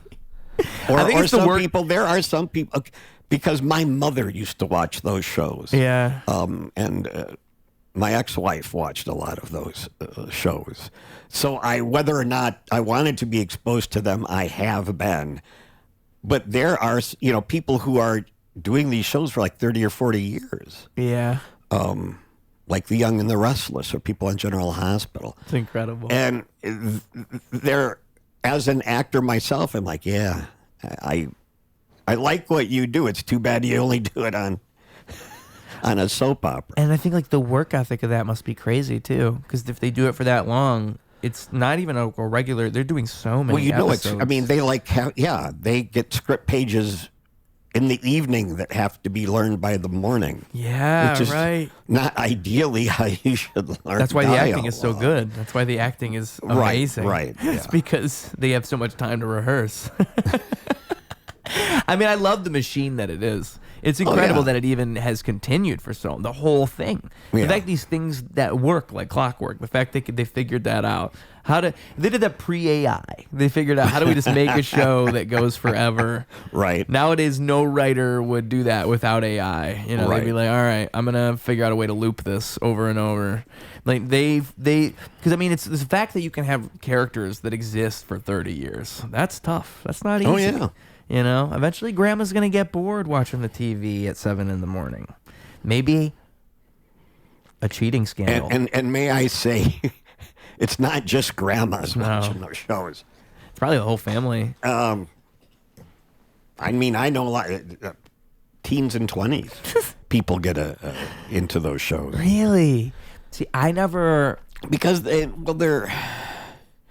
You become emotionally invested in these characters' lives, which is a ridiculous thing to say, but it is what happens. I mean, like, and I think that's what sustains it. It's like, yeah, Uncle Pete was fine for the first 30 years. Now let's not do anything with him. We're tired of Uncle. It's like they're like family in a way, right? So, yeah, you keep watching them all those years later. That makes sense. Eric Braeden on The Young and the Restless is specifically who I'm thinking of. You wouldn't recognize the name. He's a great actor. God, he used to be in one of the 60s, I want to say Combat. In the 60s, there were several like primetime TV shows that were based in war. Yeah. Still the carryover of the war. During World War II. Isn't that what war was glamorized? Isn't that what MASH was? Basically, although MASH didn't necessarily make it look good. MASH was satirical. But there was Rat Patrol. It was either Rat Patrol or Combat. Were two shows that I remember as a kid from the 60s. Rat Patrol were these guys driving around the desert in Jeeps, and then they'd have a machine gun mounted on the back of the Jeep. He was in one of those. Talking about Eric Braeden from The Young and the Restless. Yeah. But he's been on that show. I mean, he's at least my age, and he's been on it forever. So, and I'm 112. I was gonna guess 106. Most people think I only look 106. 106. Yeah. It's a good number. It's a good number. 112 is a good number too. It is. You shouldn't be ashamed of your age. I'm only partially ashamed. I feel shame. I felt shame when you said 112. Really? Yeah. Okay. Don't lie to me. No, you're right. All right. I mean, I actually think age is just a number. And actually, the older you are, the younger you are. That's how I think about it. Yeah. Well, that's very true. Although I think that's the age is just a number has become very cliched. Yeah. I think that's a shaky phrase. It's a phrase that can be used all sorts of ways. That's why I think it's funny. But there's some truth. I know people. I'm at a point in my life where I've seen people I've known all my life, and it's like they reach a certain age, and they just begin to adapt into how they dress. Yeah. My dad, one thing I noticed about my dad. It's like they just allow themselves to go into the stereotype. Yes. And yes, exactly. And I think don't do that. I think it's something that happens to a lot of people. And I think what I thought with my dad is I thought he's like a person who thinks life happened already. And he's just kind of doing the thing after that. He's done all the fun things. Yeah, yes. And he's doing the thing that's after everything else. Yes. And the way that he talks about things, the way that he thinks about things is as if it's all over. Right. There's nothing else to do. Exactly. And I think that's when you become that person. That's exactly it. Because it's what am I going to do? I already figured it out. Right. There's nothing. And I think that is the childlike wonder you have to stay in touch with, right? Because I think it's very easy to lose that. I think it's what art's always trying to show you. I think that's what when things are creative and truly creative, they make you that they give you that creativity, and it reminds you what that is. That's why we love it, because it reminds you, oh yeah, that's in me. That creative thing, I identify with that. That's in me, and so. I just feel like it's, you get older, life is monotonous, life is stressful, life's not good. People die and bad things happen all the time. Babies get cancer. Life's Yep. not fun. No. All right. So what is there to be happy about? Why is there wonder? What is there to do? And I think the older you get, it's easier and easier to fall into that trap of of thinking in such a way. And that's when you lose all that other stuff, all that fun, all that wonder. Yep. All that just living to just live, you know. Right. 'Cause I do think it is one of those things where it's a miracle to even wake up. And if you look at it that way, well, then you're always fine. It's literally always fine. You woke up, so that's good. I mean, you could always not wake up. Yeah. I've seen a lot of things not wake up before, and that wasn't fun. You know, that's not fun to happen, so that could be you. That being said, when I die, I hope that's how it is. I just want to go to sleep. I don't want that. That sounds my God. worse to me. I would rather have like the finality. I don't know why. I feel I'd rather have the finality. I want the moment. It's maybe that's my human it's ego. That decline into the finality that it just sounds gets ya. so fucking wrong to just go to sleep. I hate the idea of people dying in their sleep. It just makes me think like they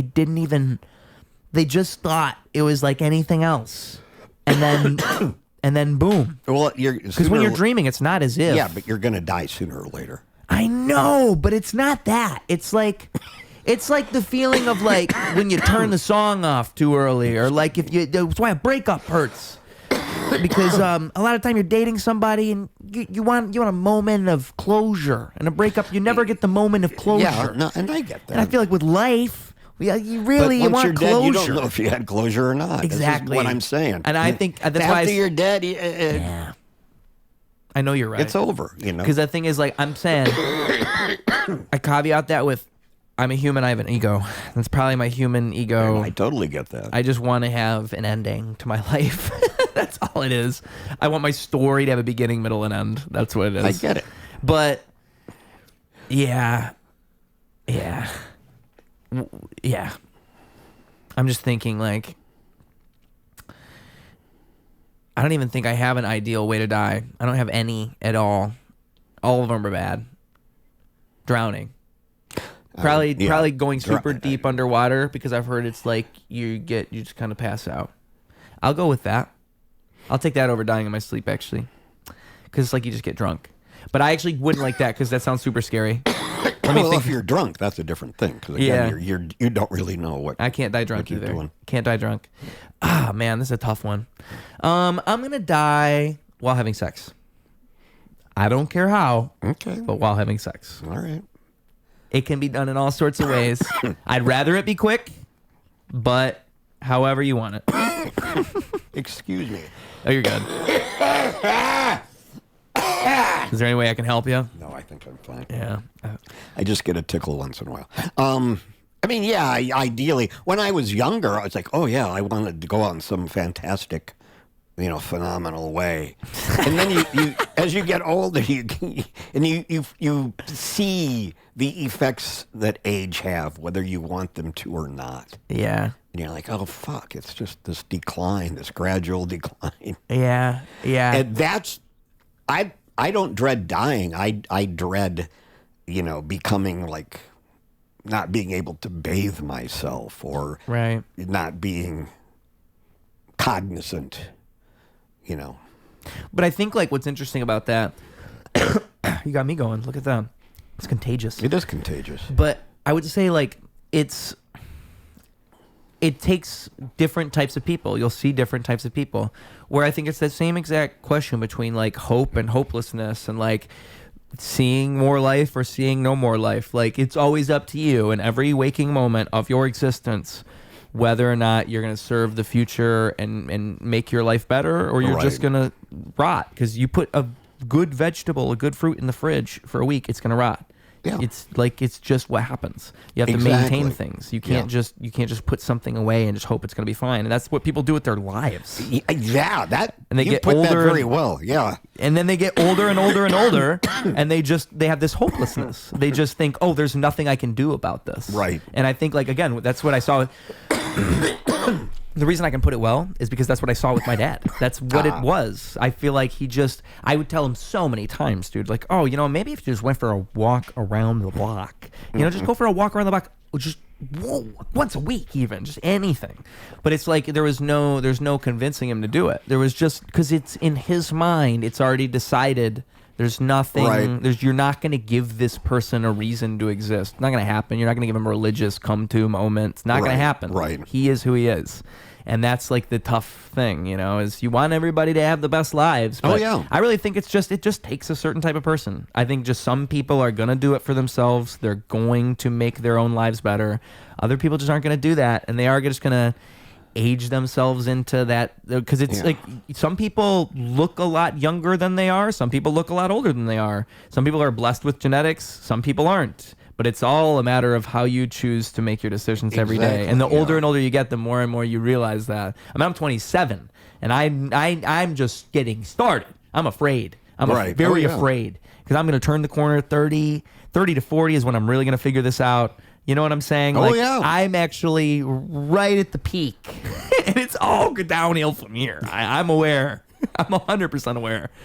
That's why I run. Oh, yeah. Because I know... I'm like, it's not just for right now. It's for forever. This is for forever.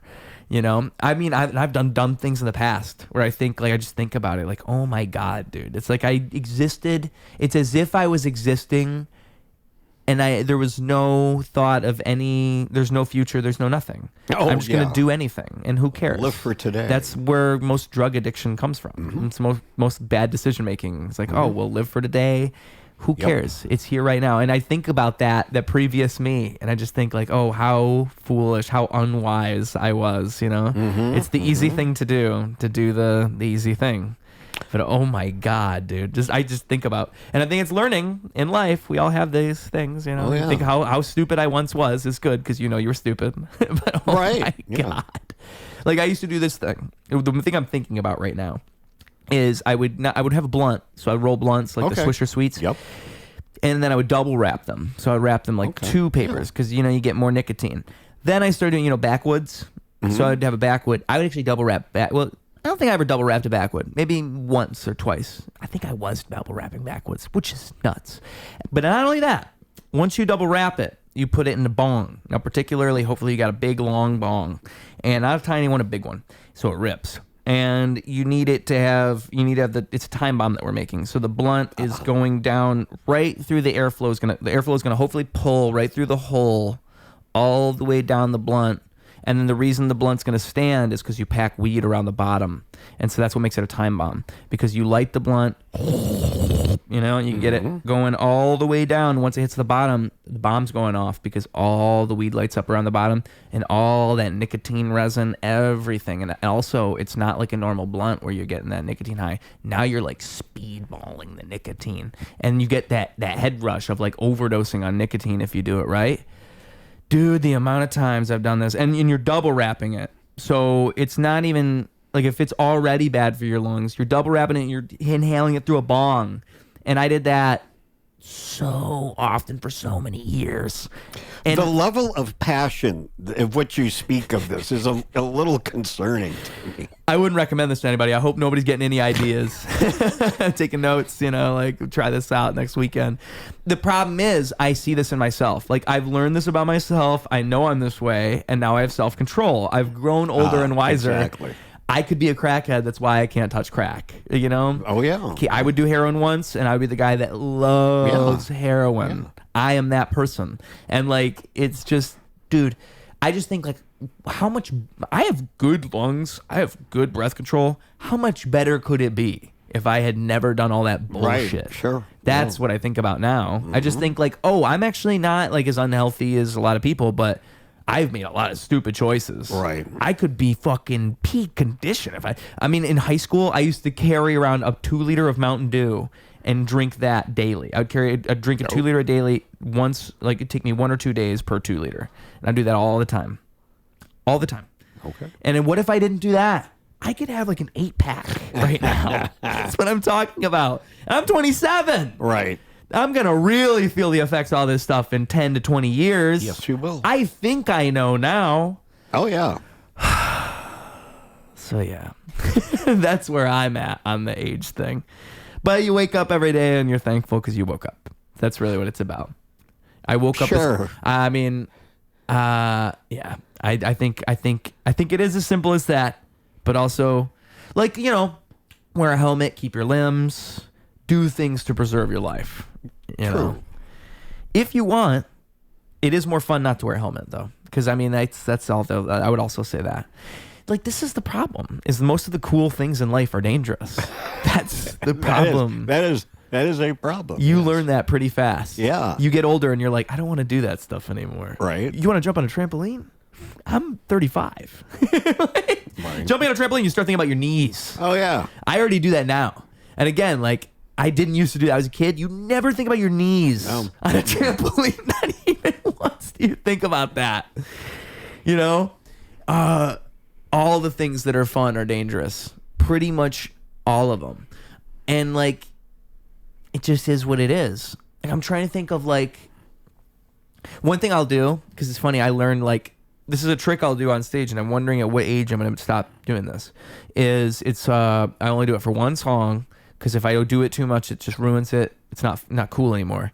And it's my closer. It's usually my closer. So you get a stool or a chair, or whatever it is. Usually I'm doing it at a comedy mic, so they have a chair. And you kind of wait. The song's just about to start. Jump up on the stool as fast as you can, and then, like, you kind of have to, like, make it look like you're almost gonna fall.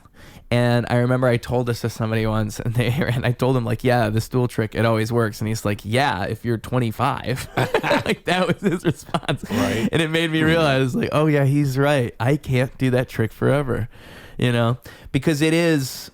Maybe I could.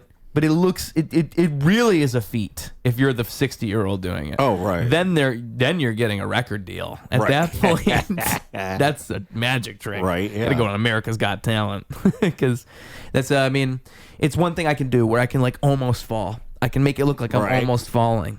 I think it comes from, almost falling? Almost falling, yeah. Where it's like I could be rapping or performing how I am, and I could kind of be like it looks like I'm drunk almost. Like, I could look like I'm stumbling and almost falling. Mm-hmm. And I think it's really, if you were watching it, it makes you pay attention. You're like, oh, what the fuck? Like, you're this guy's. Yeah. And on the stool, it's particular. Like, I can like to wobble the stool a little bit if I can, because then it's like, oh, dude, they're like, I know their eyes are on my feet. They're freaked out. They're thinking I'm gonna watch this guy hurt himself. It's a trick, but again, it's because it's dangerous. Exactly. That's why it works. That's why because it's fun. The whole audience knows it's dangerous what I'm doing. Mm-hmm. They're all like, That's one of those things I was talking about actually, with creating a moment. When I first went to a comedy open mic, that was what I did instinctually. And I don't know what it was. I was like, oh, how am I going to win this room of people that I don't know at all? How am I going to make this work? Because I know I'm just going to rap. Right. So how am I going to stand out and really be different? And I just jumped up on the stool. And it seems like something that would be obvious, but it's not. Right. No one does that. Right. And then, And then I've learned to utilize it sparingly, because it's a moment. You're creating one special moment that people will remember. So I like to do it, like, if I ever go to an open mic for the first time, I like to do it, because it's like, oh, that's what that guy is, because it's, how do you make that happen, and it's a mystery. It is. And it's a mystery. I mean, and I also think there's no science to it. It's really about finding the moment. Like, that's what improv will tell you. Yeah. That's why, like, I think improv is genius, because the moment's not manufactured. It's not something you can rehearse and recreate over and over. Right. It's actually something that's like why I love stand-up comedy, because I don't do it, but the joke isn't, I mean, most of the time jokes aren't verbatim. Most of the time it's like little, you figure out this audience, and then you kind of tune the joke to these people, and it's all like, everything's so fine-tuned based on audience reactions. Yeah, and absolutely. Nothing is static. Everything is dynamic, and everything is moving and at all times, because it's it should be that way. It should be finding something. Right. Yeah. There you go. Yeah. I could talk forever. Yeah. I'm aware. Yeah. Yeah. Usually what I do, my method for talking, it's a tough thing, because it doesn't work on everybody. You have a method for talking? Yeah. Well, for this. for what we're Gotcha. doing right here, but it's just in life. Actually, it's what I've learned. My method for talking. Yes, All right. my method for talking. All Actually, right. yes. This is the Ruse certified method for talking. Actually, yeah. I should trademark it. I was going to say, In it's my a master course, class. in my master class, I will use, because it's gonna come out one of these days, folks, and I'll remember this part. This is something I will remember. I throw out lines. I'm like throwing out fishing lines is what I'm always doing, and it works on most people. And the thing is, like, the reason it works is because most of the time you're kind of just fishing around, waiting to see what the other person really wants to talk about, what they're really interested in. Right. That's that's really, I think that's what makes what I do work, is because I never really have much of a plan, and I always kind of just improv it and let them tell me what they want to talk about. Right. And it's a strategy that sometimes makes it look like I just talk too much, because sometimes the other people. It's an appearance. It just looks like you're talking. No, I swear, dude, because like you'll see other people and they'll know how to fill it in just perfect, and they'll do the thing. But like sometimes I'll get a tough cookie. You're a little bit of a tough cookie, where it's like, all right, I got to ask questions. I got to get this guy, I got to give him a stick and let him run with the stick. Where it's like other people, you just talk and they'll wait for you to say something and they'll kind of pick up on it. You're a tough cookie. All right. I'm telling you, you're a tough cookie. This is a compliment, actually. It makes you seem more mysterious. Exactly. You're more like, it makes you seem more like foreboding. Like, oh, what's this guy got going? That's very accurate. Yeah. Yeah. And like, one thing I noticed too is musicians are more like that than comedians. Like musicians are more like in their image, and they're like, oh, I'm going to wait for him I'm going to reveal as much as I can. I don't want to reveal too much. Whereas comedians will just talk your fucking head off like I'm doing. Oh yeah. Yeah. That's why they do radio. I think it all just fell into it naturally. They just talk too much. Yeah. I mean, you worked with... So actually, you know what? You never went on after you got into improv, because I asked you how you got started into acting. You said you got into improv. I don't think you actually went forward with your story from there. You said you started working with Del Close. Yeah. You went to Second City, but where does it all go from there? And I actually didn't consider myself an actor at that time. It was like... It never occurred to me this is something I want to do. Yeah. Just the acting part. At least not then. It took a couple years, and was primarily motivated by somebody telling.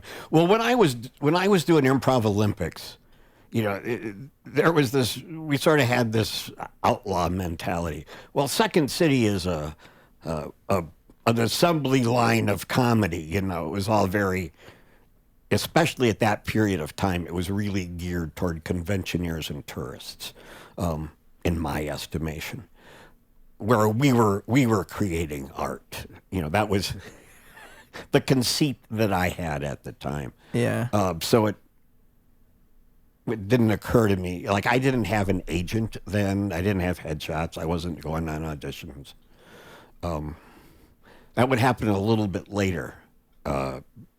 Somebody convinced me that I would probably get commercial work if I pursued it. And I thought, well, if I can I changed. When I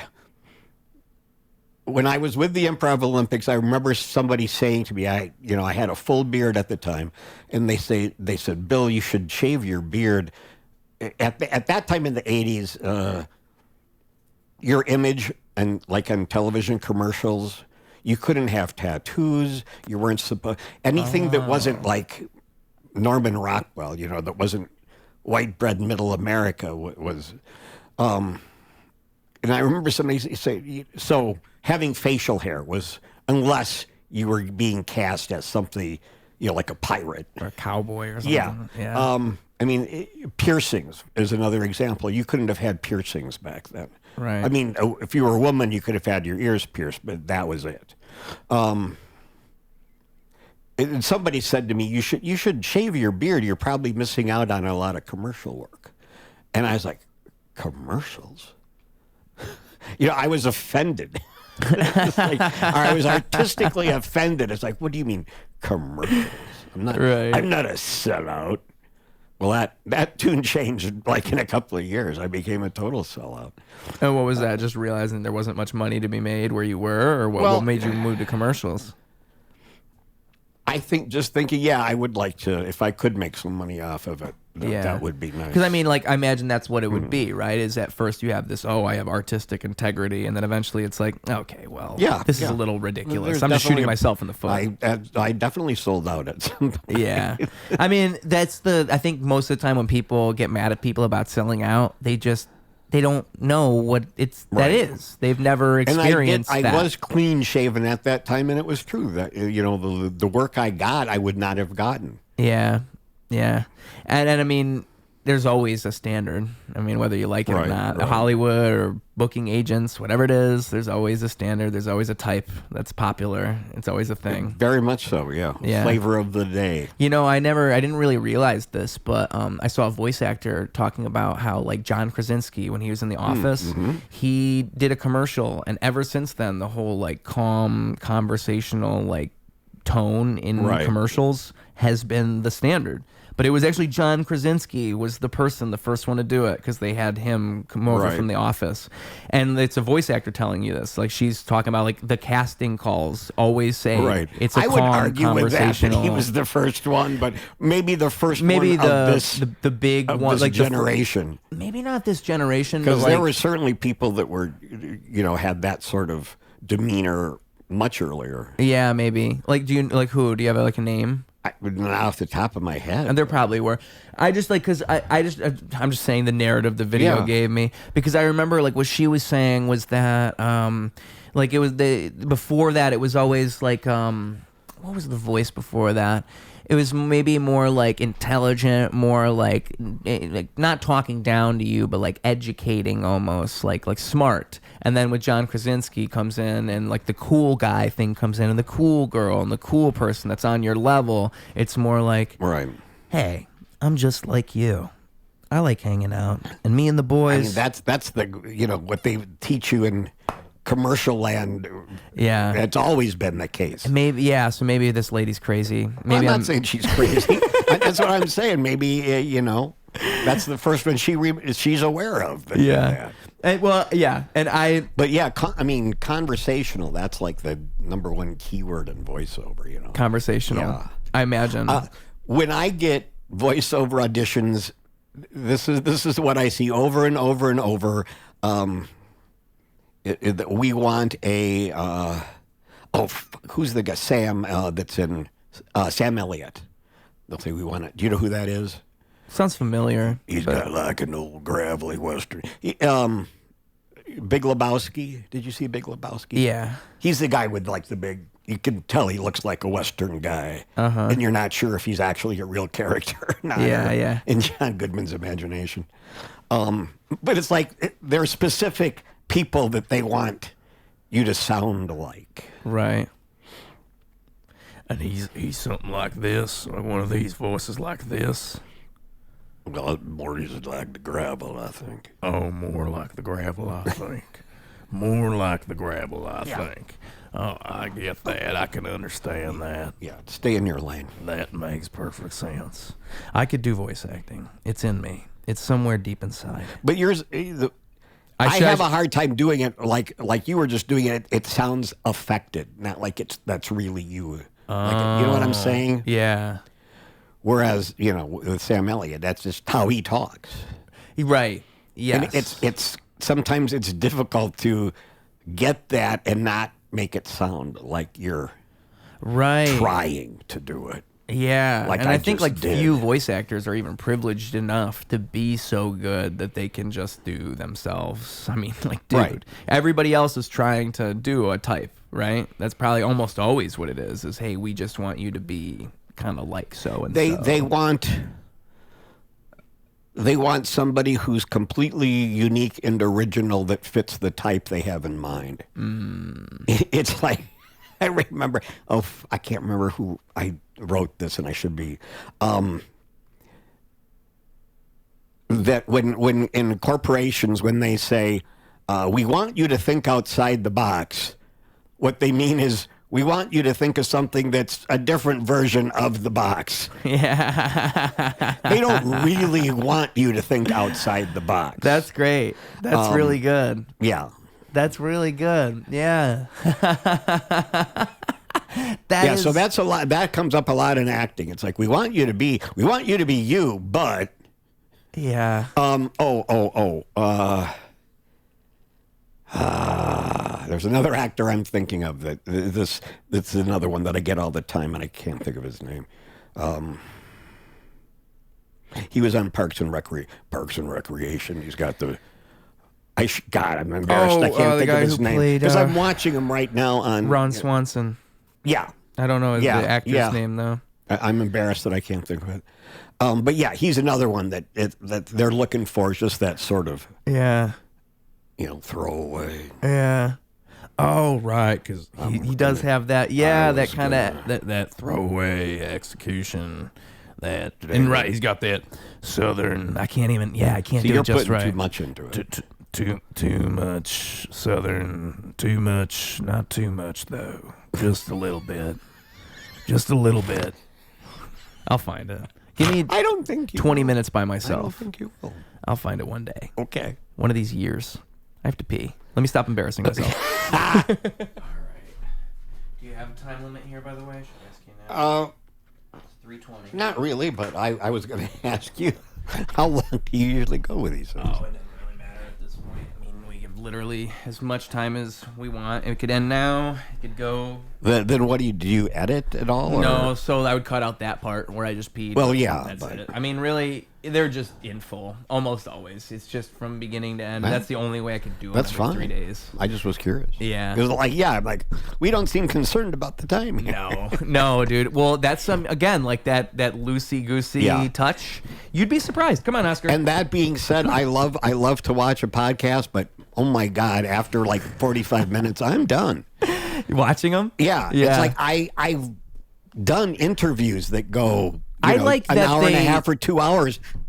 I can't watch myself that long. But you know what? Oh they're consumable in the sense that you can just turn it off and then come back to it a couple days later. Yeah, that's true. That's what I tend to do. Like I don't think I ever, do I ever watch a podcast in full?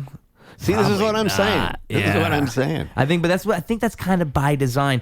And you know what's so interesting about it too is I would wonder about the analytics of them, of like how many podcasters are really getting people to watch that whole thing. Right. I remember I was reading a comment on Joe Rogan, fucking Joe Rogan, biggest podcaster ever, and it was like a clip of one of the end of his podcasts, and one of these top comments was like, I don't think I've ever seen the end of a Joe Rogan episode. Like that's what it made them realize. Okay. And then all these other people were responding, yo, me neither, and it made me think.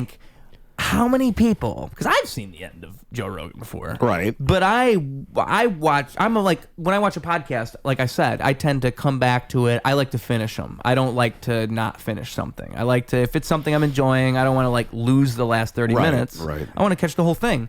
So I know how his podcast ends. Usually, it's like they'll be talking. You can kind of feel like he's trying to wrap it up, and then it'll be like, all right, man, well, it was such a pleasure hanging with you, shout out to you. Right. Da, da, da. Sometimes the guest even tries to keep going, and he'll have to keep doing it a couple times. And then the music cues in, and it's over. I've seen that a million times, but it makes me think, how many people haven't? Probably most of the people who watch Joe Rogan. Probably most of them. I bet most people watch the first 30 minutes, and they're like, all right, well, I got things to do. Yeah. That's because you look at any podcast analytics. It's like it starts up here and just goes shoop. And I would be amazed if there's somebody who's so interesting that they could actually get like interviewing. Like if it's not about you, it's an interview show. Right. That has to be goddamn impossible because we're talking about 3-hour interviews. Oh yeah. That is so niche. That's like the nichest thing in the whole world. And I think it's rewarding though for the people who do care, right? Because just imagine somebody who's like watched all your shit. If there's that guy out there who loves you, there is. He's like, oh my God, check this out. I can listen to him talk in full for 3 hours, 2 hours, whatever it is. Where else do you get that opportunity? And that's why I love podcasts. I really think like it's an opportunity to kind of get a glimpse at somebody that you might not get in a conventional 5-minute interview. Absolutely.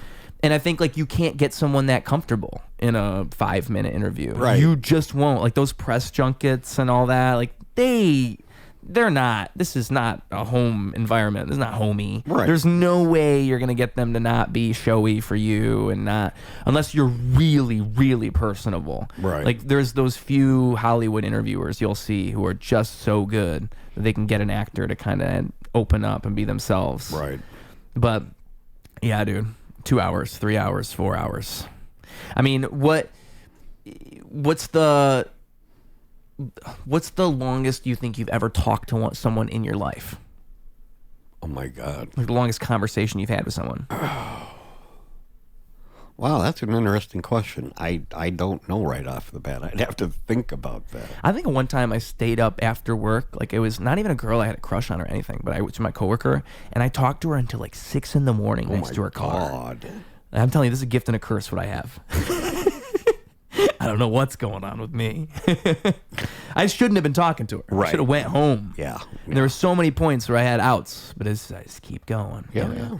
But that was my longest one, I think. That was a good 6 hours, 7 hours, probably 6 hours. We get out. Yeah, 6 hours.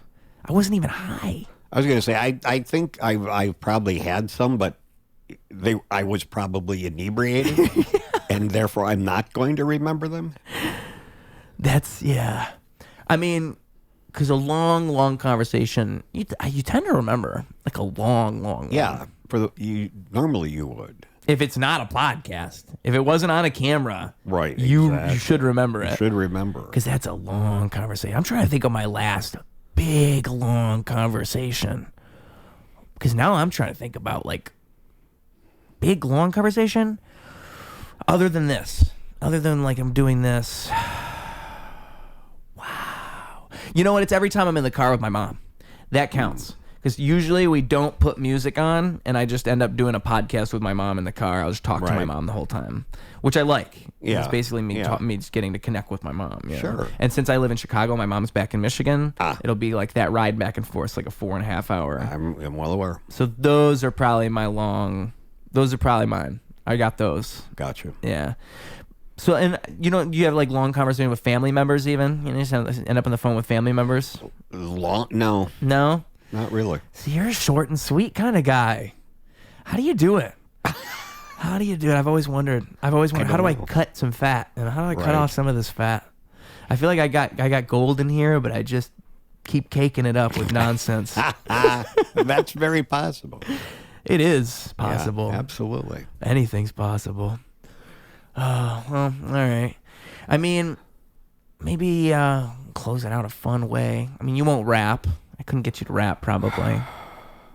Not after you do it, because I would suck. You wouldn't want to go first because you know I'm coming. Yeah. Yeah. And I don't want to follow you, so no. I probably won't. All right, that's fair. I mean, we could do like some type of improv thing then. Maybe you must know some good improv games for two people. You probably know some better ones than I could even come up I'm with. trying to think if I'm willing to try to do rap. I would love to see it. Well, okay. You want to start? Yeah, I mean, I'd like to pull up a beat. Can I pull up a beat? Yeah, absolutely.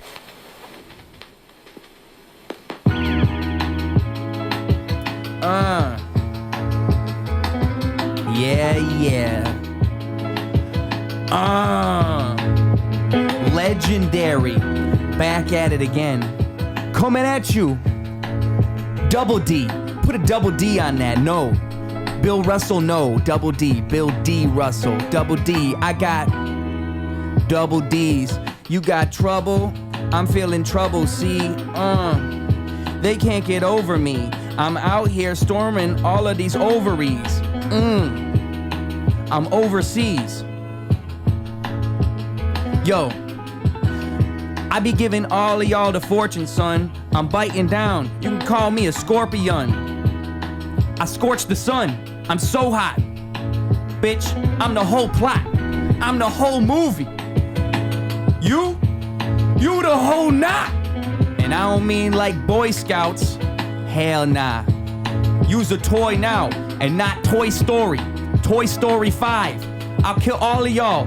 That's a gory vibe. I'm feeling so cool. Like it's old school. Like I knew y'all back in that day. Back in that minute when it was the 60s. And we was watching that show about the war. And that dude was on top of that thing that would shoot. And he was like, do. Boop, boop, boop, boop on all those other guys. I watched that show when I was little. Motherfucker, then I played on my little fiddle. That's real.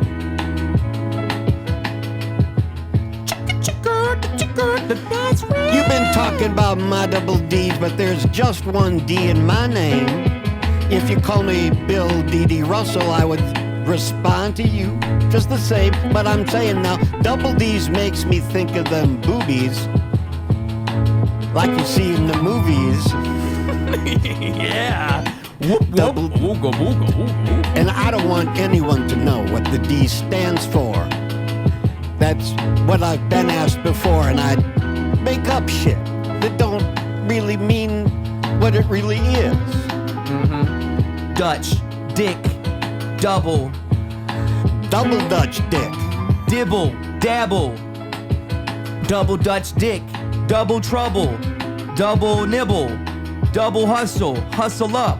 I got a big thing inside my truck, a big D you cannot see. You cannot know and you will never know what the D means. Because that D's clean. I keep that D pristine, tucked away. Inside my pants, inside my jeans. That's where the D sits every single day. That's delightful. And that's despite the people that try to go and spite me. This is my D and it hits like it's lightning. Yeah. Double D's. Double D. D D D D D D D D D D D D D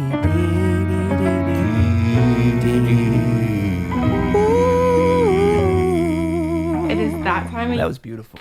That was gorgeous. I think that was a masterpiece, and I think you can absolutely. freestyle. Because the thing is, I wasn't gonna double down on D until you did, and that was brilliant.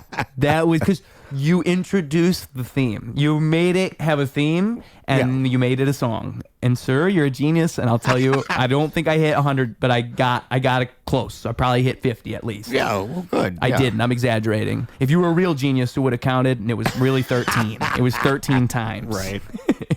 But anyways, man, at the end of this, we always do two things. Uh-oh. So one, my core audience is obviously 3 to 5 year olds. It's children. Yeah. That's who watches the show. That's who introduced me to your show. Yeah, and I'm glad that they're reaching out. I'm glad that they're out there spreading the word. I didn't realize I had the children of the corn. Oh, yeah. Spreading the message for me. But yeah, so the kids, they're listening to Ruse Radio. They're going to take off their earbuds. They're going to enter reality, touch grass, and be real.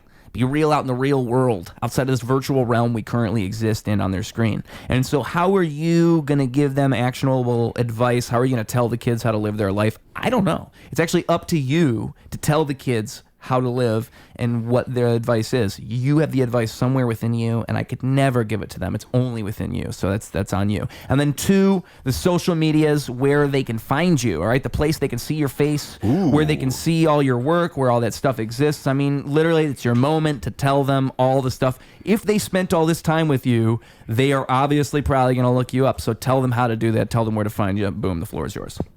Okay. What was the first thing? The advice for the children. The advice to children. And if I could... I'm thinking of the Steve Martin. Have you ever heard Steve Martin read the Christmas story? And all the little children of the world held hands. And was that SNL? It just gets like worse and worse and worse, but it always wraps up with, and all the children of the world. If I could have one wish for Christmas. Boy, that's a good question for 3 and 4 year olds. I don't know. Question everything, and I don't know if they'd get it at that age. No, that's more of 6 to 10. That's more of when you start to have consciousness for real. Yeah, be skeptical of everything. That way you don't get duped. Yeah. You know, no matter what it is or who it is, say, well, okay, was that really... there's so many. That's how scams successfully operate. Is people aren't sufficiently skeptical.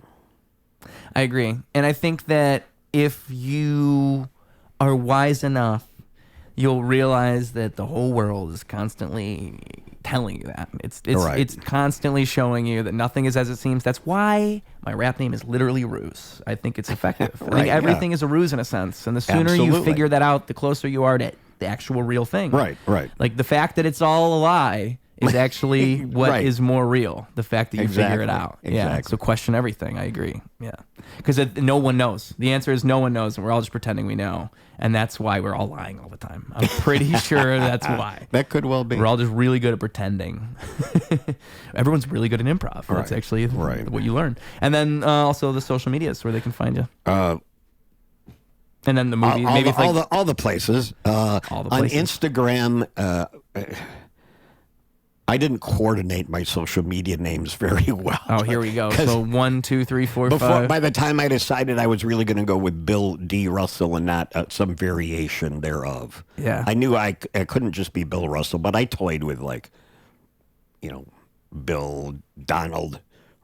Which actually, I used my full middle name. The real one. When I was in SAG. Yeah, Bill Donald Russell was how I was. He just pulled the Donald out of his jeans, folks. Yeah. It has happened.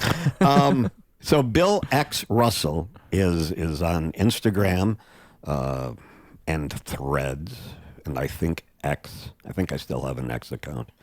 Facebook Russell CHT, which is I used to work for the.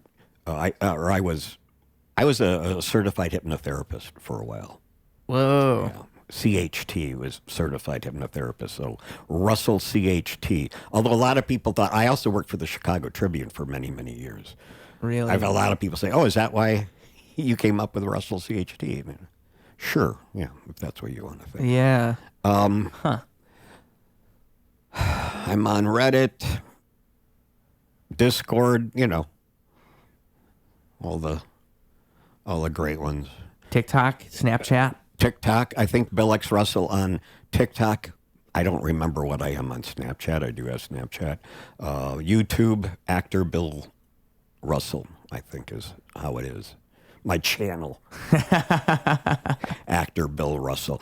But if you go to Instagram, I've got one of those link tree things that links everything. Although I don't have it, it's not complete. But yeah, I've got. Beautiful. If you want to know the work I've done, IMDb, I'm on IMDb as Bill D. Russell. Bill D. Russell. All right, and it's been a pleasure, Bill D. Russell. Thank you very much. It's been fun. It's been Oh, a yeah, fun man. time, yeah. I'm glad to hear that. It's always fun hearing the podcastle. The podcastle, yes, That's right. absolutely. All I need is a moat. They'll start pouring water outside the apartment. I say we start building one immediately. After the camera shuts Yeah, off, because yeah, I don't want them to absolutely. see how it's done. We'll have a moat party, a moat building party. Yeah, we'll see how my Did landlord. you say boat building? Nope, moat building. Yeah, we're going medieval. Yes. Go medieval on your ass. We are going medieval on your ass. See, I'm trying to do both at once. I'm trying my very best. Going medieval on your ass. I think that's what a medieval gangster would sound like. Wow. Okay. That's my interpretation. That's what it is. You construct your own reality. Don't you? And that's why it's all a ruse. Folks, here on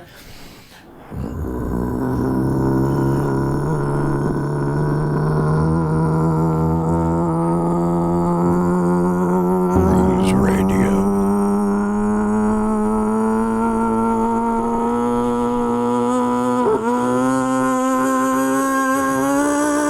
Ruse Radio. Clocking out. Double down, competition couldn't help him to rock.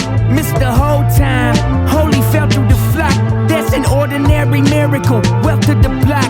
It's a balance in the character that's calm and collect. It's apparent his caricature is lost in the mess. It's hysterical, the picture that they